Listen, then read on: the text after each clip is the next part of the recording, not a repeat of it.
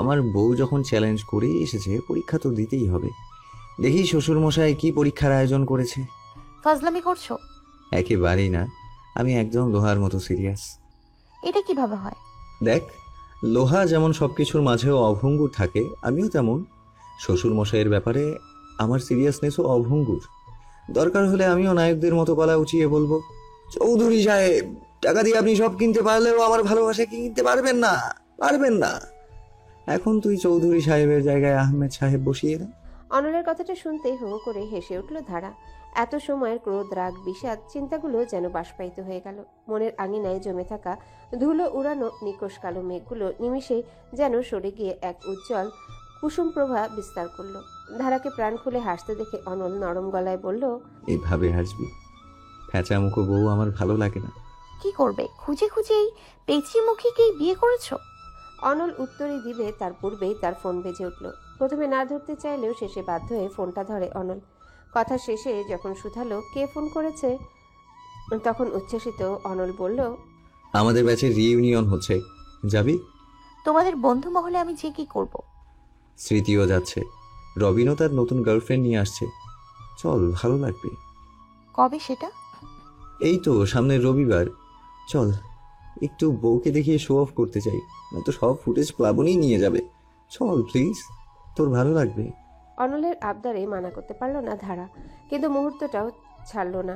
ঠ্যাস মেরে বলল, শুধু শো অফ করতেই নিয়ে যাবে আমাকে? ছি ছি, এই আমার বড় ভাগ্য। অবশ্যই, সবাইকে দেখাতে হবে তো যে আমার একটা পুতুল বউ আছে। মাঝে মাঝে নিজের সৌভাগ্য দেখাতেও শান্তি লাগে, তুই বুঝবি না। ধারার নাক টেনে কথাটা বলল অনল। ধারা অপলক দৃষ্টিতে তাকিয়ে রইল মানুষটার দিকে। এত দেখলেও কেন যেন মন ভরে না, মন চায় আরো দেখি, শুধু দেখতেই থাকি। এই প্রিন্স উইলিয়ামেরটা যে শুধুই তার। রবিবার একটা বিশাল হোটেলে কনফারেন্স রুম ভাড়া করা হয়েছে। ভার্সিটির 13 ব্যাচের সবাই একত্র হয়েছে সেখানে, যে যার পরিবার নিয়ে এসেছে। বিভিন্ন ডিপার্টমেন্ট, বিভিন্ন ফ্যাকাল্টি। কত বছর পর দেখে মনে হচ্ছে যৌবন যেন ফিরে এসেছে। ধারাও অনলের সাথে এসেছে এখানে। প্লাবন এবং স্মৃতির সাথে তাদের আগেই দেখা হয়েছে। রবিনও তার নতুন বান্ধবীকে পরিচয় করিয়ে দিল। তাদের নাকি বিয়ের কথা চলছে।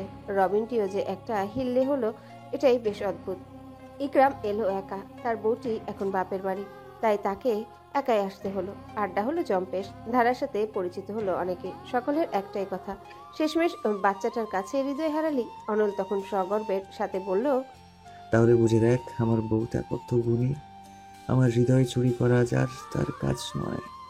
ধারা তো লজ্জায় পারলে মিশে যায়, না চাইতেও এত বড় অনুষ্ঠানের মধ্যমণি সে।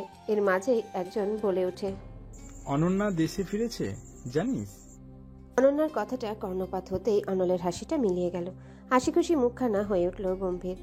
নামটিকে যেন সহ্য হয় না তার। এতটা বিরক্তিও কোনো মানুষের প্রতি আসতে পারে জানা ছিল না। ঈষৎ বিরক্তি ভরা কণ্ঠে বলল, তা আমি কি করব?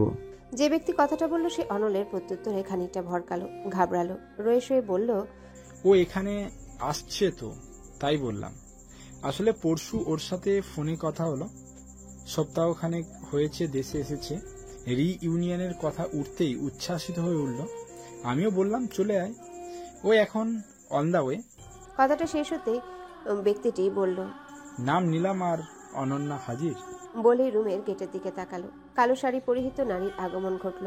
সৌন্দর্য জিনিসটা চোখের ধাঁধা, কিন্তু মেয়েটার সৌন্দর্যটা চোখের ধাঁধা নয়। হলুদ ফর্সা বর্ণের নারীটি টানা টানা চোখের প্রেমে অনেক পুরুষই তার হৃদয় দিয়েছিল। পাতলা ঠোঁটে টোল পড়া হাসির কাতর অনুভূতিতে মগ্ন ছিল অনেকে। ঘন কালো চুলগুলো খোপায় আটকে রেখেছে। এখনো মনে হচ্ছে নারীটি তার যৌবনের শীর্ষে আছে। নারীটি অনন্যা, ফিজিক্স ডিপার্টমেন্টের সবচেয়ে সুন্দরী নারী। তার ক্রাশ লিস্ট গুণে শেষ করা যায় না। ধারা অপলক নজরে তাকিয়ে রইল নারীটির দিকে। অভিজাত্য তার চাল চলনে, সত্যি যেন কেট মিডলটন। ধারা আর চোখে তাকালো অনলের দিকে। তার ভ্রু কুঞ্চিতা, মুখশ্রী কঠিন, তীক্ষ্ণ দৃষ্টি। কি চলছে তার মনে? তখনই স্মৃতি তার হাত ধরে বলল, এখানে এদের মাঝে বোর হবে, ধারা এদিকে আসো। তার সাথে রবিনের বান্ধবী তানিও ছিল। ধারা মাথা নাড়িয়ে সম্মতি দিল, তারপর তাদের সাথে প্রস্থান করলো। তবে অনন্যার সাথে কথা বলার ইচ্ছেটাই রয়েই গেল। অনল এখনো চেয়ে রয়েছে অনন্যার দিকে। মেয়েটিকে বহু বছর দেখছে সে।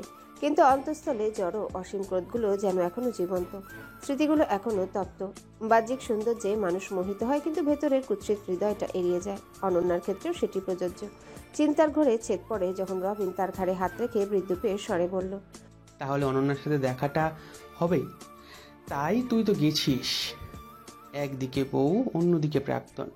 রবিনের কথায় বুড়ো কুঞ্চিত হলো অনলের। কাটকাট গলায় বলল, প্রাক্তন মানে? শুধু বান্ধবী, তাও কিছু দিনের। তাই নাকি? তা ওই যে রান্না করে আনতো, তোর পেছনে ঘুরতো, লাইব্রেরির মুহূর্ত। রবিনের কথা শেষ হতেই অনল আর চোখে ধারার দিকে তাকায়। সে তানি এবং স্মৃতির কাছে গল্পে মশগুল, অর্থাৎ রবিনের আজগুবি কথাগুলো সে শোনেনি। অনল দীর্ঘশ্বাস ফেলে বলে, তোর মতো বন্ধু থাকলে শত্রুর অভাব হয় না। চুপ করে যা, নয়তো তোমার কলস ভাঙতে সময় লাগবে না। তানি জানে লেডিস হোস্টেলের নিচে দাঁড়িয়ে শশীর জন্য মেডিসিন কিনে দেয়া, নোট পাস করা জানে। এবার কেসে উঠল রবিন। মাথা চুলকে আমতা আমতা করে বলল, ছাড় না, অতীত তো।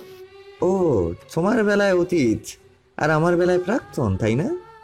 কান খুলে শুনে রাখ, অনন্যা শুধু আমার বান্ধবী ছিল। ও আমাকে পছন্দ করতো, এটা ওর ব্যাপার, আমার মাথা ব্যথা নয়। শুধু শুধু আমার ছোট বউয়ের মাথায় আজাইরা কিছু ঢুকাবি না, নয়তো তোর বিয়ে হওয়ার আগেই ভেঙে দেব। অনলের হুমকি কাজে দিল। প্লাবন এবং ইকরাম হাসতে হাসতে গড়াগড়ি খাবার অবস্থা। রবিনটাকে কখনোই নিয়ন্ত্রণে আনা যায় না, কিন্তু প্রেমে পড়ে আজ সেও কাঠির মতো সোজা হয়ে গেছে। প্লাবন টপিক বদলায়, কারণ সে জানে অনন্যার টপিক আরেকবার উঠলে অনলের মেজাজ বিগড়ে দেখা যাবে, সব ছেড়ে বাড়ি চলে যাবে। অনলও আর মাথা ঘামালো না। জীবনে এমন অনেক মুহূর্ত আসে যখন চরম অপছন্দের মানুষের মুখোমুখি হতে হয়। এটাই তো হবারই ছিল, তাই বিষয়টা এড়িয়ে যাওয়ায় বুদ্ধিমানের। এত সুন্দর সন্ধ্যা নষ্ট করার মানে নেই। দেখতে দেখতে সময় পেরিয়ে গেল। খাওয়া দাওয়া সেরে অনল ধারার হাতটা নিজের মুঠোবন্দি করে বলল, কেমন লাগলো? ভালো। তাহলে যাওয়া যাক। হুম। অনল এবং ধারা সকলকে বিদায় দিয়ে প্রস্থানই করবে এমন সময় একটা চিকন নারী কণ্ঠ শোনা গেল। অনল। কথাটা শুনতে পিছনে ফিরল ধারা। অনন্যা তাদের দিকে এগিয়ে আসছে। ধারা তার শার্ট টেনে বলল, আপুটা তোমাকে ডাকছে বোধহয়। অনল তপ্ত নিঃশ্বাস ছেড়ে তীক্ষ্ণ দৃষ্টিতে তাকালো অনন্যার দিকে। না চাইতেও এখন ভদ্রতার খাতিরে কথাটা বলতেই হবে। অনন্যা তাদের সামনে দাঁড়িয়ে স্মিত হাসলো, তারপর বলল, তুই চলে যাচ্ছিস, অথচ আমাদের তো কথাই হলো না। অনল উত্তর দিল না। তার মেজাজ সংবরণ করা কঠিন হয়ে গিয়েছে। অনন্যা অনলকে মনও থাকতে দেখে ধারার দিকে তাকালো, কৌতূহলী কণ্ঠে বলল, তুমি অনলের বউ? জি, আমি ধারা। আমি অনন্যা, তোমার স্বামীর খুব ভালো বন্ধু। যদিও একটু মন মালিন্য হয়েছে, তোমার বর একটু রেগে আছে আমার উপর। বলেই হাত বাড়িয়ে দিল। ধারাও তার সাথে হাত মিলালো। অনল এখনো মৌন। অনন্যা একটু থেমে বলল, এখনো আমার উপর রাগ করে আছিস? ব্যাপার না, দেশে যখন ফিরেছি তখন তোর রাগটাও ভাঙিয়ে দিব। ভুল আমার ছিল, আমি মানছি, কিন্তু এই পুরনো কথাগুলো ছেড়ে দে, আমরা আবার ফ্রেন্ড হতেই পারি। কাটকাট কণ্ঠে কথাগুলো বলল অনল। তারপর ধারার হাত ধরে বেরিয়ে গেল। অনন্যা সেখানে দাঁড়িয়ে রইল। ভেবেছিল সকলের সম্মুখে অনলের সাথে কথা বললে হয়তো অনল বাধ্য হয়ে তার সাথে কথা বলবে, কিন্তু তেমন কিছুই হলো না। বরং উপস্থিত সবাই এর মাঝে গুঞ্জন শুরু হলো। অনল এবং অনন্যার কথাটা প্রায় সকলেরই জানা। অনলের এমন ব্যবহারে তারা নিশ্চিত হলো তাদের মাঝে কিছু একটা তো ঘটনা আছে। প্লাবন এবং রবিন মুখ চাওয়াচাই করলো। অনলের রাগ সম্পর্কে তারা বেশ ভালোভাবে অবগত। হোটেল থেকে বের হবার পর থেকে চুপ করে রয়েছে অনল। তার মুখে কোনো কথা নেই। কঠিন মুখে বাইক চালাচ্ছে, চোখ পিছঢালা রাস্তার দিকে। ধারার মনে হাজারো প্রশ্ন উকি দিচ্ছে। প্রশ্নগুলো অনন্যাকে ঘিরে। অনল এবং অনন্যার মাঝে কি এমন মহাকাণ্ড ঘটেছিল যে প্রিন্স উইলিয়াম কেট মিডলটনের মুখ দর্শনেও বিরক্ত? তাদের বন্ধুত্বে ফাটল বাঁধল কেন? সেও কি দিগন্তের মতো কাণ্ড করেছে? কথাটা ভাবতে স্নায়ুকোষে দিগন্ত নামটা উদয় হলো। ধারাদের বন্ধু মহলেও ফাটল ধরেছে। দিগন্তকে সকল জায়গা থেকে ব্লক করে রেখেছে, কোনোভাবেই যোগাযোগ করার সুযোগ রাখেনি। মাহির সাথে 2-3 বার কথা হয়েছে। সে ইনিয়ে বিনিয়ে 2-1 বার দিগন্তের হয়ে আর্জি গিয়েছিল, কারণ 5 জনের মধ্যে 2 জনের ঝামেলা হলে বাকি 3 জন হয়ে যায় অনাথ। তারা এই পক্ষেও যেতে পারে না, আবার ওই পক্ষেও যেতে পারে না। ফলে তারা চায় যেন এই গ্যাঞ্জামের একটা সমাধান হোক। অভিক, নীরব এবং মাহিও চায় মনোমালিন্য দূর হোক, 5 জনের বন্ধু মহলটা অক্ষত থাকুক। অভিক এবং নীরব সুপারিশ করতে আসলে ধারা তাদের আস্ত রাখবে না। ফলে তারা মাহিকে ওকালতি করার পরামর্শ দিয়েছে। দিগন্ত বেশ অনুতপ্ত, তবে ধারার সাথে কথা বলার উপায় খুঁজে পাচ্ছে না। কিন্তু ধারা মাহিকেও ফিরিয়ে দিয়েছে, সরাসরি মানা করে দিয়েছে সে। যে মানুষ বন্ধুত্বের মর্ম বুঝে না তাকে বন্ধু বলে মানে না ধারা। হঠাৎ স্পিড ব্রেকারের কারণে বাইক নড়ে উঠল। সাথে সাথে চিন্তায় ঘোর ভাঙল ধারার। টাল সামলাতে না পেরে আঁকড়ে ধরল অনলের শার্ট। তখনই অনলের গম্ভীর পুরুষালী স্বর কানে এলো। ধরে বস, একটা মন নিলেই তো কুকার মতো গড়িয়ে পড়বি। খেয়াল করিনি। তা করবি কেন? ভাবনায় তো ম্যাডাম তখন জাহাজ বানাচ্ছিলেন। ধারা উত্তর দিল না, শুধু শক্ত করে অনলকে ধরে বসলো। মাথা ঠেকালো অনলের কাঁধে। তার উষ্ণ নিঃশ্বাস অনলের শার্ট ভেদ করে ছড়িয়ে পড়ছে। মৃদু বাতাস বইছে। আকাশে নিকষ কালো মেঘের আনাগোনা। চাঁদটি নেই, ফলে আধার যেন আরও ঘন। রোড লাইটের সোডিয়াম আলোটুকুই পড়ছে ধারার মুখে। আলো আধারের মায়া ধারাকে ফ্রন্ট মিররে দেখতে ভীষণ মায়াবতী লাগছে, যেন মায়ানগরীর কোনো সিন্ধু পুষ্প। অনল হাসলো, মসৃণ স্মিত হাসি। বা হাতটা ব্রেক থেকে সরিয়ে কোমরে থাকা ধারার হাতটা ছুলো আলতোভাবে। অমলিন কণ্ঠে বলল, তুমি প্রণয়ে বাঁধিবে নাকি প্রহেলিকায় রাখবে? আমি প্রণয় তোমায় চাই, প্রহেলিকার দ্বার খোলো, চলো হৃদয় হারাই। ধারা আরো শক্ত করে জড়িয়ে ধরল অনলকে। তার মুখে স্নিগ্ধ হাসি। হাসিটি তৃপ্তির, হাসিটি সিন্ধু সমান সুখপ্রাপ্তির। পরন্ত বিকেল। কফি হাতে দাঁড়িয়ে আছে দীপ্ত। তার নজর রক্তিম সূর্যের দিকে। নীল আকাশ, তার শেষ প্রান্তের চাকতির ন্যায় রক্তিম অস্তগামী সূর্য। পাখিরা উড়ে যাচ্ছে নিজ নিজ নীড়ে। দীপ্ত তখন গরম কফিতে চুমুক দিচ্ছে। ধুলা উড়ানো উষ্ণ ব্যস্ত দিনের অবসান। ব্যস্ত শহরের কোলাহল এখন শেষ হবে, কিন্তু তার জীবনের কোলাহলগুলো থামার নাম নেই। রোকসানা আন্টি অতিষ্ঠ এই ঢাকার জ্বালাময়ী উত্তাপে। অস্ট্রেলিয়ার ওয়েদারে অভ্যস্ত নারী ঢাকার এই উত্তাপকে নাকচ করছে। তারপর এত ছোট বাসায় এসে থাকতে পারছে না। তারপর 1/4 ভাগও নয় এই বাসা।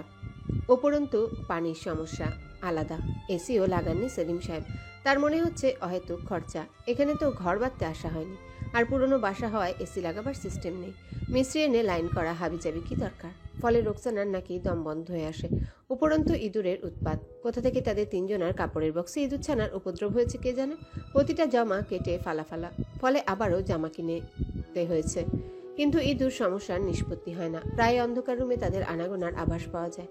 দীপ্ত বহুবার ঔষধও এনেছে, কিন্তু তাতে লাভ হচ্ছে না। মরে যেন আবারও আসে তারা, যেন কেউ প্রতিনিয়তই নিয়ম করে তাদের বাড়ি ইঁদুর সাপ্লাই করছে। ব্যাপারটা সন্দিহান, কিন্তু দীপ্তের কিছু যায় আসে না। সে নির্বিকার, সে বরং এনজয় করছে। যখন রোকসানা ইঁদুর দেখে ছুটে সোফার উপর উঠছে, তখন দীপ্তের মনে হচ্ছে সে কোনো মিউট কমেডি স্কেচ দেখছে। ভাবতেই আয়েশ করে কফির মগে চুমুক দিল দীপ্ত। ঠিক সেই সময় রোকসানার আগমন ঘটল। তার মুখশ্রী রক্তিম এবং কঠিন। তেজিস্বরে বলল, আমি দেশে ফিরবো, আমার এখানে আর ভালো লাগছে না। তাহলে কবে টিকিট কাটবো? আজকেই। আচ্ছা। নির্বিকার স্বরে বলল দীপ্ত। রোকসানা একরাশ বিরক্তি নিয়ে বলল, কেন যেতে যাচ্ছি শুনবে না? ইঁদুর গরম বা দম বন্ধ লাগার জন্য? না, তোমার আঙ্কেল উইল পড়েছি। জানো সে উইলে কি লিখেছে? কি? তার মৃত্যুর পর তার সকল সম্পত্তির 4/2 ভাগ পাবে ধারা। 1 ভাগ আমি, 1 ভাগ তুমি। এটার কোনো মানে হয়? যে মেয়েটাকে উঠতে বসতে অপমান করছে তার জন্য সে সম্পত্তিও রাখছে, উপরন্তু আমাকে আর তোমাকে কষ্টও দিচ্ছে। এর বিহিত হওয়া চাই না। দীপ্ত চুপ করে রইল কিছু সময়। তারপর চিন্তার ভাব করে বলল, ঠিক বলেছেন আন্টি, এর তো বিয়ে হওয়াই চাই। উনি শুধু শুধু আমাকে ওনার হুইলে কেন জড়িয়েছেন? আমার অংশটু তো ধারা প্রাপ্য। কি বলছো তুমি দীপ্ত? ভুল কি বললাম? আঙ্কেলের লিজিড ডাটার তো ধারা, তাই না? I am no one. আমাকে কেন ইনভলভ করা হচ্ছে? I have to escape with him. Roksana ভ্রু কুঞ্চিত করে বিস্মিত নজরে চেয়ে রইল দীপ্তের দিকে। দীপ্ত নির্লিপ্ত, ফলে বাধ্য হয়ে বলল, তাহলে তুমি তার সাথেই থাকছো? কাজ না হওয়া অবধি আমি এখানে থাকছি। আপনার টিকিট করে দিচ্ছি।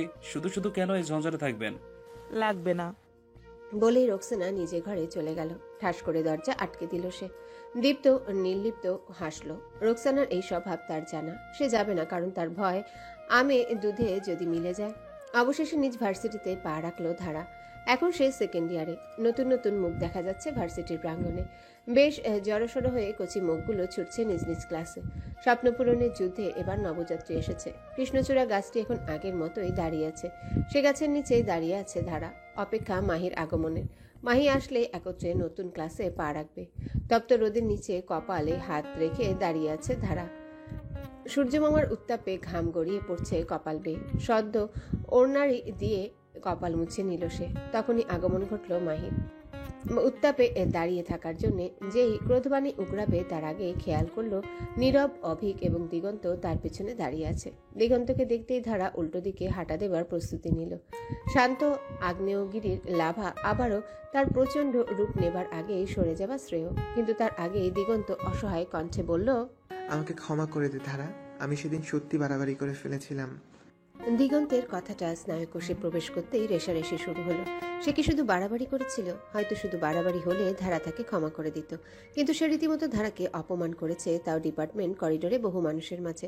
শুধু ধারাকে নয়, সে অনলের সততাকেও প্রশ্নবিদ্ধ করেছে বহুবার। উপস্থিত সকলের মনে না চাইতেও অনল স্যারের সততা নিয়ে সন্দেহ জেগেছে।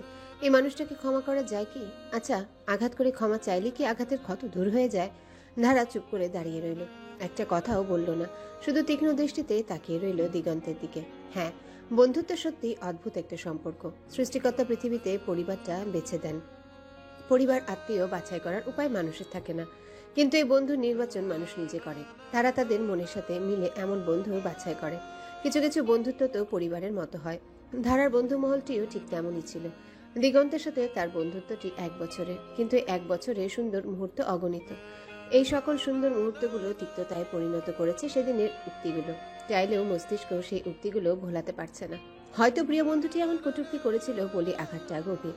ধারাকে নিশ্চুপ দেখে দিগন্ত নরম কণ্ঠে বলল, ধারা, আমি সত্যি অনুতপ্ত।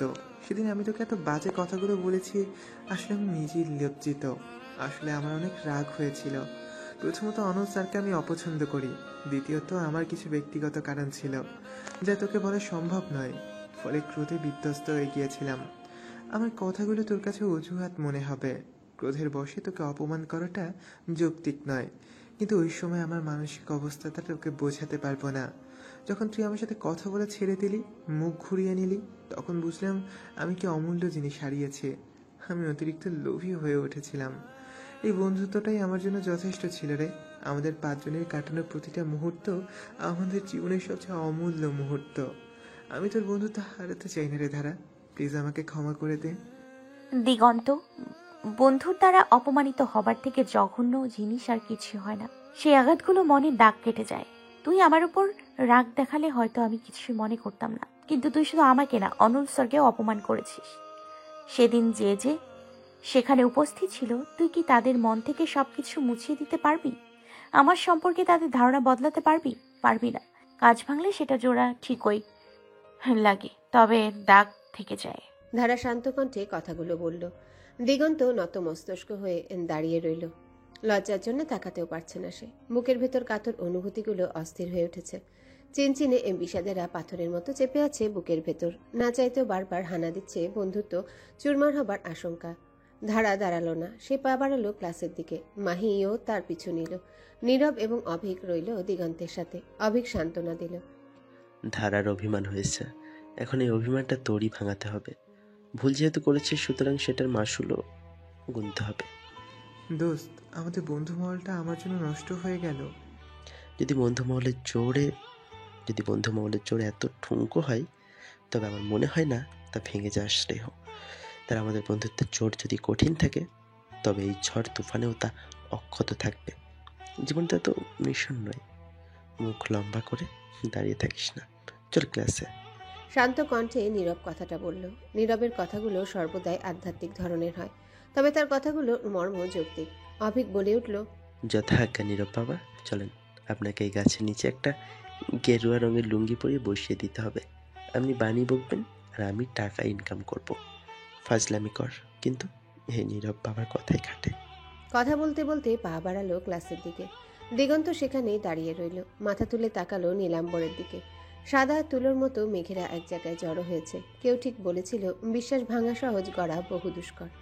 অবশেষে উৎসাহিত মনকে সম্পূর্ণ নাকানি চুবানি খাইয়ে শেষ হলো সেকেন্ড ইয়ারের প্রথম ক্লাস। এখন দুপুর 1টা। সেকেন্ড ইয়ারের প্রথম ক্লাসটা এতটাই ক্লান্তময়ী হবে কে জানত। বিষয়গুলো আরও দ্বিগুণ কঠিন। উপরন্তু এই সেমিস্টারে অনলের একটা ক্লাসও নেই। সুতরাং যা একটু ক্লাসের ফাঁকে কাতর নয়নগুলো মুগ্ধ মনের মানুষটিকে দেখবে, সেই উপায়টিও নেই। ক্লান্ত ধারা বের হলো ক্লাস থেকে।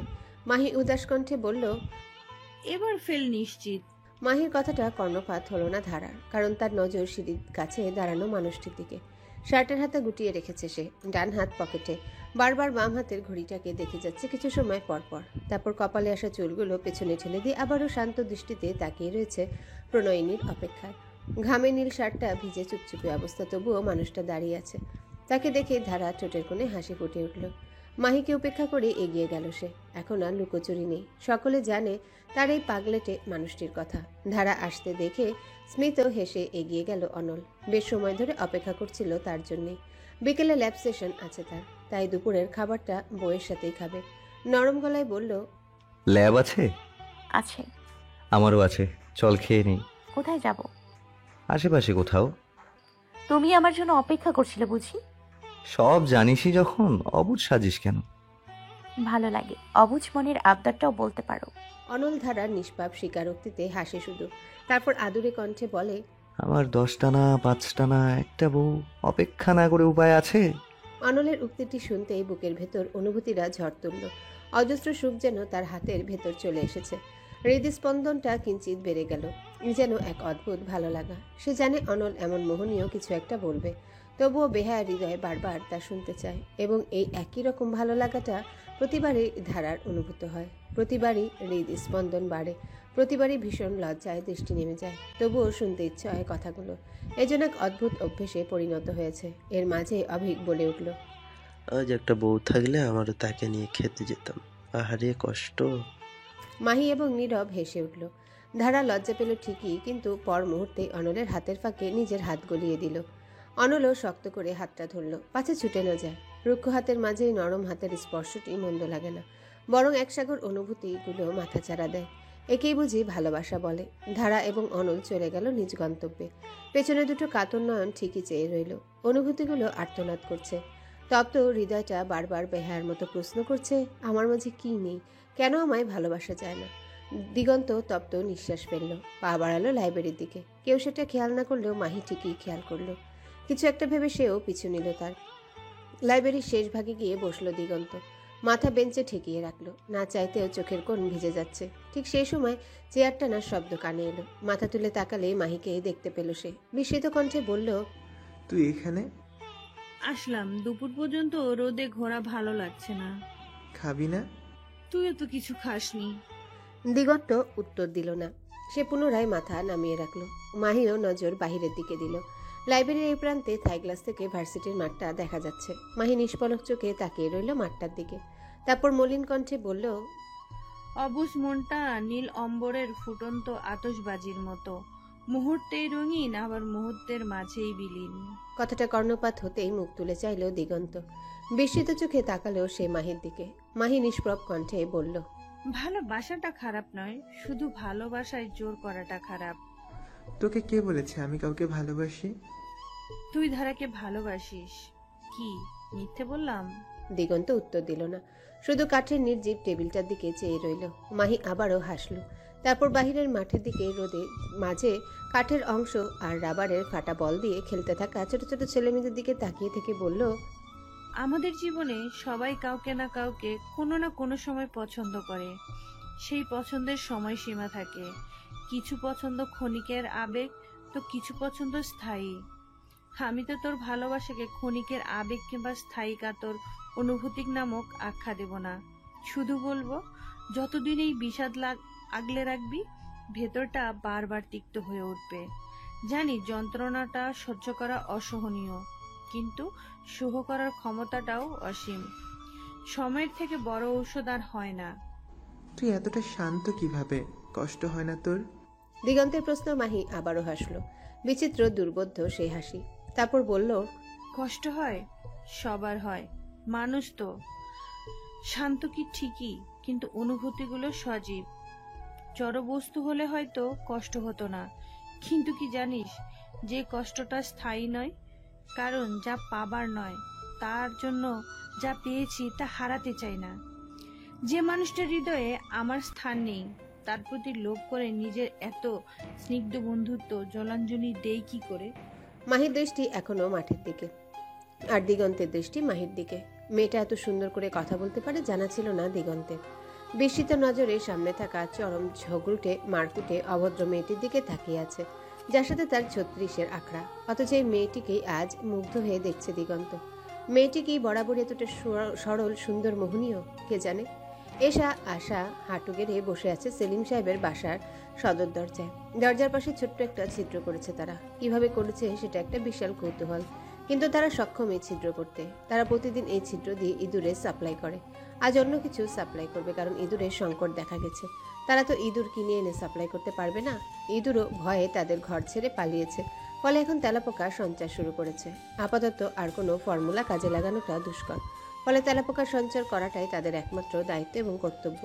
এসা যখন খুব পিনপিনভাবে শেষ তেলাপোকাটা ফাঁক দিয়ে ভেতরে ঢোকাচ্ছিল, তখনই কানে এলো। তোমরা এখানে কি করছো? রাজবাড়ি কণ্ঠটি কানে আসতেই কেঁপে উঠল আশা এবং এশা। হাতের তেলাপোকাটা সেখানেই ছেড়ে দিল তারা। তারপর শুকনো ঢোক গিলে পেছনে ফিরল। বেশ নিপুণ দক্ষ চোর দক্ষতা দেখিয়েও যখন ধরা খায় তখন তাদের অবস্থা যেমন হয়, আজ তাদের অবস্থাটা তেমন। পেছনে ফিরতে আরও ভয় পেল তারা, কারণ পেছনে সেলিম সাহেব এবং দীপ্ত দাঁড়িয়ে আছে। সেলিম সাহেব তাদের দিকে তীক্ষ্ণ দৃষ্টিতে তাকিয়ে আছেন। যতই নির্ভীক বলে নিজেদেরকে আখ্যা করুক না কেন, যমজরাও ভয় পায়, বরং বড্ড বাজেভাবে ভয় পায়। উপরন্তু সেলিম সাহেবের দৃষ্টি যে কেউ ভয় পাবে। তারা তো তার হাঁটুর থেকেও ছোট দুটো মেয়ে। তাদের প্রাণ ও খাঁচা ছাড়া হচ্ছে, বুক টিপটিপ করছে। কেন করছে জানা নেই। সেলিম সাহেব তাদের ধমক দিবে সেই ভয়, নাকি বাড়ির লোকজন জানাজানি হবে সেই ভয়, জানা নেই। তবে মা জানলে আবার মূর্তির জন্যে কান ধরে দাঁড় করিয়ে রাখবেন। অপমানিত হতে হবে মহল্লায়, ভেবেই নিকোষ কালো ভয়টা আরও গাঢ় হলো। সেলিম সাহেব পুনরায় শুধালেন, হাঁটু গেড়ে কি করছিলে? হাতে কি তোমাদের? এশা শুকনো ঢোক গিলে বলল, কিছু না। তাহলে হাঁটু গেড়েছিলে কেন? খুঁজছিলাম। কি? এশা চুপ করে গেল। এত বুদ্ধিমান মস্তিষ্কটাও যেন ফাঁকা ফাঁকা হয়ে গেছে। হবেই না বা কেন? কঠিন জেরার মুখোমুখি তারা। জেরা আগেও হয়েছে, কিন্তু সেটা রুবি বা অনল বা ধারার কাছে। এদের কাছে জেরা হওয়াটা ডাল ভাত, কিন্তু সেলিম সাহেবের মতো মানুষের কাছে জেরা হওয়াটা যেন প্রচণ্ড ভয়ঙ্কর একটা দুঃস্বপ্ন। সেলিম সাহেব এশা এবং আশার কাছে সেই দৈত্যটি, যিনি জোর করে তাদের ধারাপুকে নিজের কাছে নিয়ে যেতে এসেছেন। তাই তো অস্ট্রেলিয়ান ফুপাকে তাড়াতে নিজেদের ছোট মস্তিষ্কে যা বুদ্ধি আসছে তাই প্রয়োগ করছে তারা। দৈত্যের কাছে ধরা খাওয়াটা কতটা ভয়ঙ্কর সেটা তাদের কাছে অকল্পনীয়। সেলিম সাহেব নিপুণ দৃষ্টিতে দেখলেন মেয়ে দুটোর দিকে। সাদা স্কুল ড্রেস পরিহিতা যমজেরা ঈষৎ কাঁপছে। তারা ভীত সন্ত্রস্ত চাহনিতে তার দিকে তাকিয়ে আছে, যেন তিনি কোনো ছেলে ধরা। তাদের কপালে ঘাম জমছে। তারা একটার পর নিজেদের গলায় ঝুলানো স্কার্ফটা টানছে। সেলিম সাহেব বুড়ো আঙ্গুল দিয়ে কপাল ঘষলেন, তারপর দীর্ঘশ্বাস ফেলে বললেন, কি খুঁজছিলে তোমরা মা? বলো, দীপ্তি খুঁজে দিবে। আর তোমরা কারা? এখানে কেন? বাড়িতে তো থাকো না, দেখে মনে হচ্ছে স্কুল থেকে এসেছো। তাহলে বাড়ি যাও, এখানে কেন? এশা আশা এখনো চুপ। তারা একে অপরের মুখ চাওয়াচাই করলো। ফুপা কি তাদের চিনতে পারেনি? তারা কি নিজেদের পরিচয় দিবে নাকি গোপন করবে? এর মধ্যে দীপ্ত বলে উঠল, আঙ্কেল, ওরা ইলিয়াস মামার মেয়ে। হয়তো ওদের বল এখানে চলে এসছে, সেটা খুঁজছিল। ওরা প্রায় বাইরে খেলাধুলা করে, আপনাকে দেখে হয়তো ভয় পেয়েছে। দীপ্তর কথাটা কর্ণপাত হতে বিস্মিত দৃষ্টিতে তাকালো এশা আশা। দীপ্ত যা বলছে একেবারেই ডাহা মিথ্যে। তবে কি সে তাদের সাহায্য করছে? কিন্তু চেরাগালি তাদের সাহায্য কেন করছে? না, এই প্রশ্ন এখন গুরুত্বপূর্ণ নয়। গুরুত্বপূর্ণ প্রশ্ন হলো কিভাবে অস্ট্রেলিয়ান ফুপার এই এলাকা থেকে প্রাণ নিয়ে পালানো যায়। ফুপার হাত থেকে প্রাণ নিয়ে পালাতে পারলেই পরে চেরাগালিকে নিয়ে ভাবা যাবে। সেলিম সাহেব দীপ্তের কথা শুনে হেসে দিলেন। মানুষটাকে যতটা ভয়ঙ্কর লাগছিল হাসি মুখে, তাকে ততটা ভয়ঙ্কর লাগছে না, বরং কপালের ভাঁজ মিলিয়ে গেছে। ক্রোধাগ্নি মুখশ্রী হয়ে উঠেছে নির্মল। তিনি হেসে বলল, ও, তোমরা জামাল কাকার নাতনি? তাই বলো। আমি লাস্ট যেবার এসেছিলাম ইলিয়াস কেবল বিয়ে করেছিল, তোমরা ছিলেই না, তাই চিনতে পারিনি। চকলেট খাও, দাঁড়াও। বলেই পকেট থেকে দুটো লজেন্স বের করে এশা আশার হাতে দিল। এশা আশা এখনো বিস্মিত। এই দানব হুট করে আলাদিনের জিন কিভাবে হলো বুঝে উঠতে পারছে না তারা। তারপর তাদের মাথায় দু হাত রেখে বলল, বাড়ি যাও, ক্লান্ত শরীরে এতটা হুটোপুটি ঠিক না, আর পড়াশোনা ভালো করে করো, যাও। সেলিম সাহেবের মুখে যাও কথাটা শুনতে যেন প্রাণ ফিরল এশা আশার। ভো দৌড় দিল তারা। প্রাণ নিয়ে পালানোর হয়তো এটাকেই বলে। এশা আশা বিল্ডিং থেকে বের হতেই হাঁপ ছাড়ল। এশা আশাকে বলল, এখন কিছুদিন আন্ডারগ্রাউন্ড হতে হবে। ঠিক, এই ফুপার মতিগত ভালো না, ধরা খেলে আর আস্ত থাকবো না। এর মধ্যেই পেছন থেকে একটা পুরুষালী কণ্ঠ ভেসে আসে। টুইন্স, দাঁড়াও। অতি পরিচিত কণ্ঠটি চিনতে সময় লাগলো না এশা আশার। পেছনে তাকাতেই দেখলো দীপ্ত ছুটে আসছে। মিষ্টি করে হেসে মুঠোবন্দি বা হাতটা এগিয়ে দিয়ে বলল, তোমাদের একটা জিনিস রেখে যাচ্ছ তো, প্রিয় বন্ধুটিকে নেবে না? আশা অবাক কণ্ঠে বলল, কি? দীপ্ত ও মুঠো খুলল। মুঠো খুলতে বেরিয়ে এলো সেই তেলাপোকাটি। তেলাপোকাটা মৃত। মৃত তেলাপোকা দেখে খানিকটা নয় পুরোপুরি মেরে গেল যমজরা। তাদের থমকে যাওয়া মুখশ্রী দেখে ঠোঁট বাঁকিয়ে হাসলো দীপ্ত। তারপর বলল, ইঁদুর তবে শেষ হলো। আমি তো ভেবেছিলাম ইঁদুরের বংশকে দত্তক নিয়েছো, তো এখন তেলাপোকা সাপ্লাই ধান দেবে না? এসা আশা উত্তর দিল না, শুধু ভ্রু কুচকে দীপ্তিকে দেখতে লাগলো। দীপ্ত হাসি প্রসারিত করে বলল, লাভ নেই, তোমাদের ধারাপোকে এবার আমরা নিয়ে যাব, রাক্ষস বুড়ির মতো একটা খাঁচায় আটকে রাখবো। বেশ হবে না? আমাদের ধারাপুকে নেওয়া এত সোজা? দেখি কিভাবে আটকাও। বলেই মৃত তেলাপোকাটা ফেলে হাত ঝেড়ে বাসার দিকে পা বাড়ালো। এসা আশা প্রধানিত দৃষ্টি প্রয়োগ করলো, কিন্তু কাজে দিল না। ফলে ব্যর্থ আশা বলে উঠল, এবার আর চুপ থাকা যায় না। চেরাগালি কিভাবে চ্যালেঞ্জ করলো দেখলি? এতদিন মিডিয়াম পন্থায় যাচ্ছিলাম, এখন হার্ড পন্থা ব্যবহার করতেই হবে। ও না ওর 14 গোষ্ঠীর দেশ ছেড়ে পালাবে। দাঁত কিরমির করে কথাটা বলল এসা। যা একটু আন্ডারগ্রাউন্ড যাবার কথা ভাবছিল, এবার সেটা হচ্ছে না। করিডোরে নোটিশ বোর্ড চলছে। অবশেষে ক্ষুদ্র মানব জীবনের ফলাফলের পালা। পরীক্ষাতে এতটা ভয় করে না যতটা ওরা ফলাফল দেখতে করে। পরীক্ষার সময় মনের মাধুরী মিশিয়ে কিছু একটা লিখে আসলেই হলো, কিন্তু পুলসিরাতের সময় তো সেই ফলাফল, পাস ফেল, সিজিপিএ হাবিজাবিটাই মানুষকে নাজেহাল করে, যেমনটা বন্ধু মহলের ক্ষেত্রে হচ্ছে। ভীত পাঁচজোড়া নজর তীর্থের কাকের মতো দাঁড়িয়ে আছে নিজেদের রেজাল্ট দেখার জন্য। ভালোই তো সেকেন্ড ইয়ারের ক্লাস চলছিল, এই রেজাল্টের ফাড়া গেলে বেঁচে যায়। ভিড় ঠেলে দিগন্ত ভেতরে ঢুকলো, একে একে রেজাল্ট দেখলো। বরাবরের মতোই ফার্স্ট হলো নীরব। শান্তির ব্যাপার একজনও ফেল করেনি। অভিকের সিজিপিএ কোনো মতে 3.30 কাছে, মাহি 3.40, দিগন্তেরটা কোনো মতে 3.05, আর ধারা একেবারে কাটায় কাটায় 3.25। মেয়েটা আরও ভালো করতো। ধারা তো খুশিতে আত্মহারা, এজন্যে নয় সে তার সিজিপিএ ভালো না, এজন্যে যে সে এখন অনলকে যেতে বলবে। চলো না ঘুরে আসি অজানাতে। অনল স্যার কাউকে নাকানি চুবানি দেয়নি, সবাই পাশ করে গেছে ভালোভাবে। মাহি উচ্ছ্বাসিত কণ্ঠে বলে উঠল, খিরে ধারা, তুই তো ছক্কা হাঁকিয়েছিস। কই টেনে টুনে পাস, আর কই 3.25। কার বউ দেখতে হবে না? একজন গণিত মাস্টারের বউ যদি ফেল করে সমাজে মুখ দেখাবে কিভাবে? ধারার কথা শুনে অভিক বলে উঠল, বুঝলি না, ধারার রেজাল্টের রহস্য অনল স্যারের ভালোবাসা। তা স্যারকে বল আমাদের একটু পড়াতে। তুই নীরবের কাছেই পড়, সে শুধু আমাকে পড়ায়, আমার পার্সোনাল টিউটর। হিংসুত ধারানি। ভালো হয়েছে, থাক আমি আসছি। বলেই ধারা ছুটল। বন্ধুমহলে উৎসাহ বেশ। ধারা চলে গেলে অভিক দিগন্তের ঘাড়ে হাত দিয়ে বলে, ক্যাফেতে পার্টি করবি নাকি অন্য কোথাও? যেখানে তোরা বলিস। এর মাঝেই মাহি বলে উঠল, আমার হচ্ছে না, বাড়ি যেতে হবে আজ, তোরা যা। একা যাবি? আমি দিয়ে আসি। দিগন্তের প্রস্তাবখানা শুনতেই সকলের নজর যায় দিগন্তের দিকে। মাহির মুখ হা হয়ে আছে। দিগন্ত তাকে নিয়ে যাবার কথা বলছে যেন অষ্টম কোনো আশ্চর্য। সকলের হতবাক নজর দেখে দিগন্ত শুধালো, কি হয়েছে? তুই মাহির জন্য বাড়ি দিয়ে আসবি? হ্যাঁ, সমস্যা কোথায়? আর এমনিতেও ধারাও নেই, তাই আজ সেলিব্রেশন বাদ দেই। আর মাহি একা একা এই সময় যাবে, আমি দিয়ে আসলে তো ক্ষতি কি? না, ক্ষতি নেই, কিন্তু কখনো মাহির প্রতি তোর এত দরদ তো দেখিনি, তাই। আজাইরা, এই চল তো মাহি। অভিকের কথায় আগা মাথা নেই, ওর কথার মাঝে পড়লে যাওয়া হবে না। বলেই হাঁটা দিল দিগন্ত। মাহিও তার পিছু নিল। ভর দুপুরে বাড়ি যাওয়াটা একটা ঝামেলা বটে। এদিকে অভিক নীরবকে বলল, কেস কি নীরব বাবা? নতুন প্রেমের ফুল ফুটবে ফুটবে ভাব, শুধু প্রেমের অভাব। অনলের রুমের কাছে আসতেই আশেপাশটা দেখে নিল ধারা। ছুটির সময় বিধায় স্যারদের আনাগোনা নেই, সেই ফাঁকে অনলের রুমে ঢুকতে হবে। কিন্তু যেই অনলের রুমে লক মোচড় দিল অমনি তা খুলে গেল। ভেতর থেকে কেউ দরজাটা খুলল। এই মানুষটি আর কেউ নয়, বরং অনন্যা।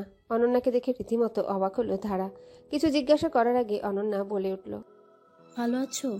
জি আলহামদুলিল্লাহ, আপনি? আমিও ভালো। এই ভার্সিটির স্টুডেন্ট নাকি? হ্যাঁ, আমি ম্যাথ ডিপার্টমেন্টে সেকেন্ড ইয়ার। আপনি এখানে? তোমাদের ফিজিক্স ডিপার্টমেন্টে জয়েন করেছি, পার্মানেন্ট না, পার্ট টাইম ক্লাস নিব। অনলের সাথে দেখা করতে এসেছিলাম, আসি। ধারার উত্তরের অপেক্ষা করলো না অনন্যা, হনহন করে হেঁটে চলে গেল। অনন্যার হুট করে জয়েন করাটা খটকা লাগলো ধারার। সে ভেতরে পা বাড়ালো। রুমে ঢুকতেই দর্শন হলো অনলের কঠিন মুখশ্রী। তার মুখখানা শক্ত হয়ে রয়েছে, চোখজোড়া রক্তিম, কপালের বাঁ পাশে শিরা ফুলে উঠেছে। ধারা নরম গলায় বলল, আসবো? ধারার কণ্ঠ শুনতে চোখ খুলল অনল। নির্বিকার কণ্ঠে বলল, তুই ক্লাস শেষ? হ্যাঁ, তোমার সাথে দেখা করতে এলাম। বাড়ি যাবে না? যাব, 10 মিনিটের একটা কাজ আছে, করে নিই। আচ্ছা। বলেই চেয়ারটা টেনে বসলো ধারা। একবার ইচ্ছে হলো অনন্যা আপুর কথাটা তুলবে, কিন্তু অনলের কঠিন মুখশ্রী দেখে আর সাহস হলো না। তার বুঝতে বাকি নেই অনল তার রাগ সংবরণ করে রেখেছে। অনল ল্যাপটপে হাত চালাতে চালাতে কিছু একটা ভেবে বলল, রেজাল্ট দিয়েছে, দেখেছিস? সেটা দেখেই তো ছুটে আসা। তা কোথায় নিয়ে যাবে আমায়? বলেছিলে তো আমাকে হানিমুনে নিয়ে যাবে। তোর মনে আছে?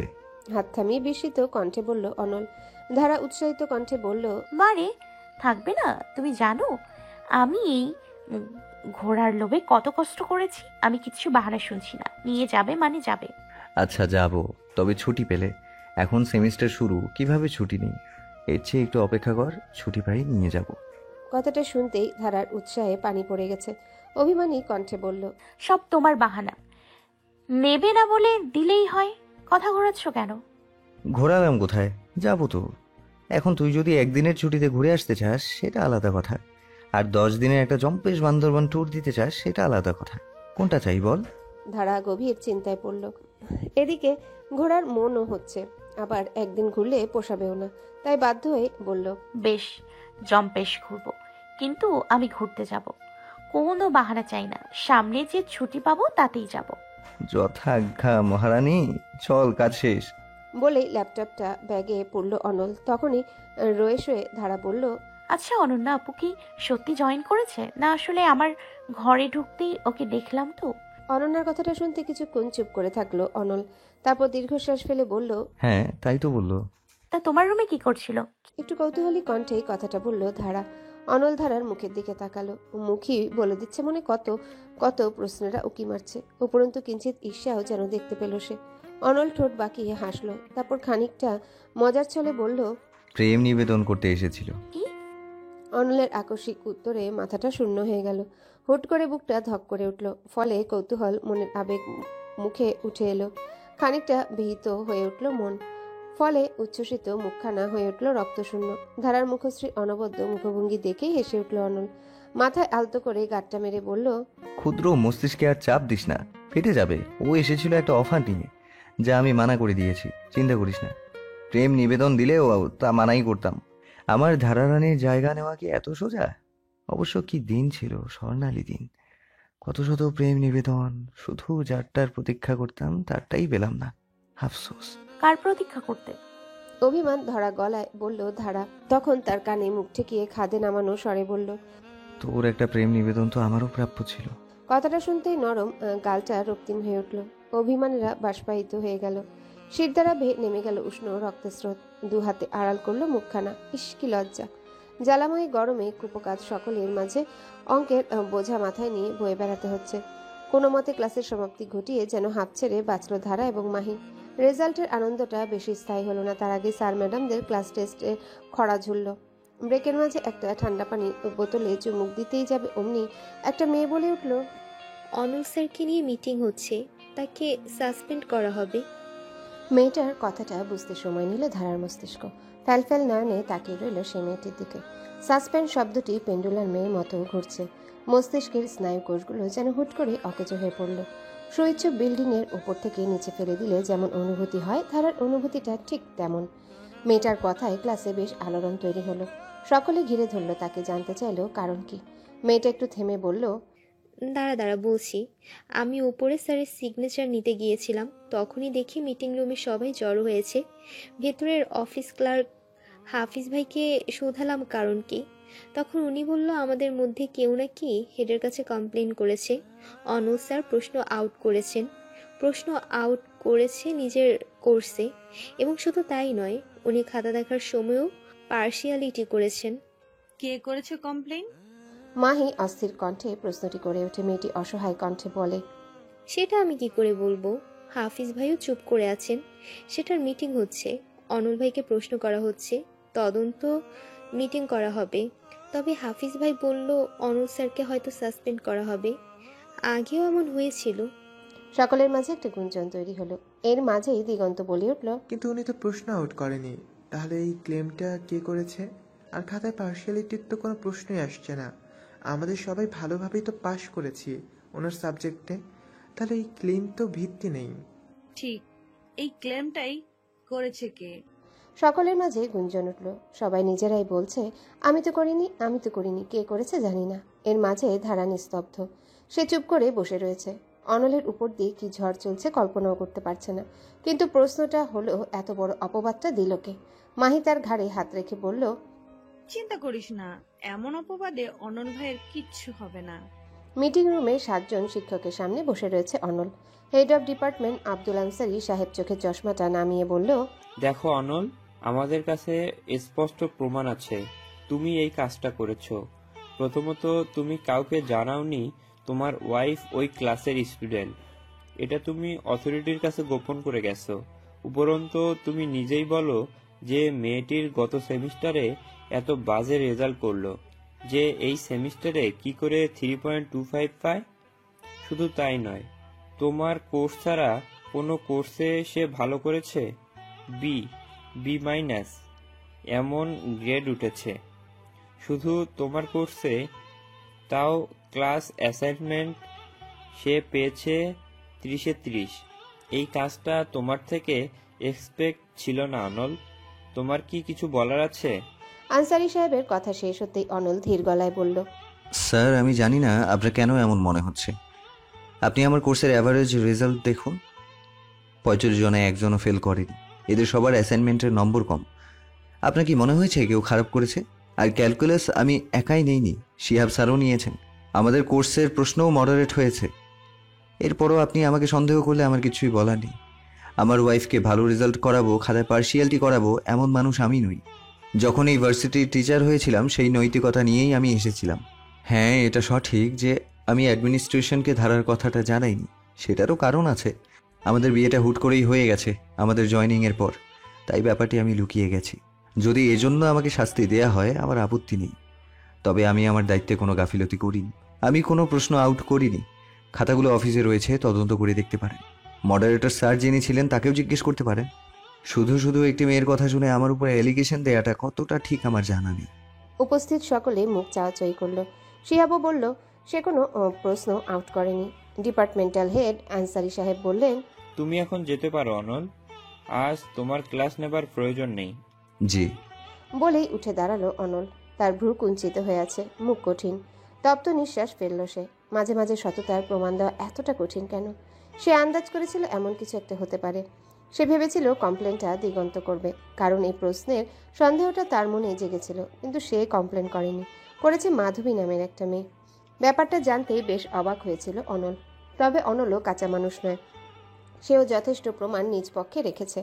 কিন্তু স্যারেরা সেটা বিশ্বাস না করলে তার করার কিছুই নেই। মিটিং রুম থেকে বের হতেই ধারার দর্শন পেল অনল। মেয়েটা থমথমে মুখে দাঁড়িয়ে আছে, তার চোখ টলমল করছে। অনলকে দেখে সে এগিয়ে এলো, চিন্তিত কণ্ঠে বলল, তোমাকে ওরা সাসপেন্ড করে দিয়েছে? এত সোজা? মাত্র তদন্ত কমিটি করা হচ্ছে, তারপর আমার বিরুদ্ধে প্রমাণ পেতে হবে, তারপর আমাকে সাসপেন্ড করতে হবে। স্মিত হেসে কথাটা বলল অনল। ধারা অধৈর্য হয়ে বলল, কিন্তু করবেটা কেন? তুমি তো অন্যায় করনি। তাদের ধারণা আমি তোকে প্রশ্ন দিয়েছি, তুই সেই প্রশ্ন সবাইকে দিয়েছিস। আবার তোর বেলায় খাতা দেখেও আমি পার্সিয়ালিটি করেছি। মাধবী নামের একটি মেয়ে নাকি কমপ্লেইন করেছে। আমিও বলেছি প্রমাণ করুক, তারপর না হয় বাকিটা দেখা যাবে। চিন্তা করিস না, আমার কিচ্ছু হবে না। বড় জোর চাকরিটা যাবে। করলাম না শিক্ষকতা, বেকার বড় আপত্তি নেই তো তোর? ধারা অবাক নয়নে মানুষটির দিকে চেয়ে আছে। এত বড় বিপদেও সে এত শান্ত কি করে? না চাইতেও অপরাধ বোধ হলো ধারার। কোথাও না কোথাও তারও দোষ ছিল। তার বন্ধুর জন্য আজ ব্যাপারটা এত দূর গড়িয়েছে। সেদিন যদি দিগন্ত এবং তার মাঝে ঝামেলা না হতো, তাহলে সেই সুযোগটা মাধবী নিতে পারত না। সেদিন করিডোরে মাধবীও ছিল। মাধবী ধারার উপর শোধ তুলতে এই কমপ্লেন করেছে। কিন্তু এই ঝামেলাগুলোর ফলস্বরূপ অনলকে শাস্তি ভোগ করতে হবে। কথাটা ভাবতেই হৃদয়ের অন্তঃস্থলে চিনচিনে ব্যথা অনুভূত হলো। ধারার লম্বাটে মুখখানা দেখে অনলের হাসি চওড়া হলো। মেয়েটার মুখে নিজের জন্য দুশ্চিন্তা এবং ভীতি দেখে এক অসামান্য শান্তি অনুভূত হলো অনলের। ধারার হাতটা নিজের মুঠোবন্দি করে বলল, আজ আমার ক্লাস নেই, ঘুরতে যাবি? তোমার চিন্তা হচ্ছে না? চিন্তা করলে যদি কোনো কিছু লাভ হতো চিন্তা করতাম, কিন্তু আফসোস লাভ নেই। তুইও চিন্তা করিস না, আমার কিচ্ছু হবে না।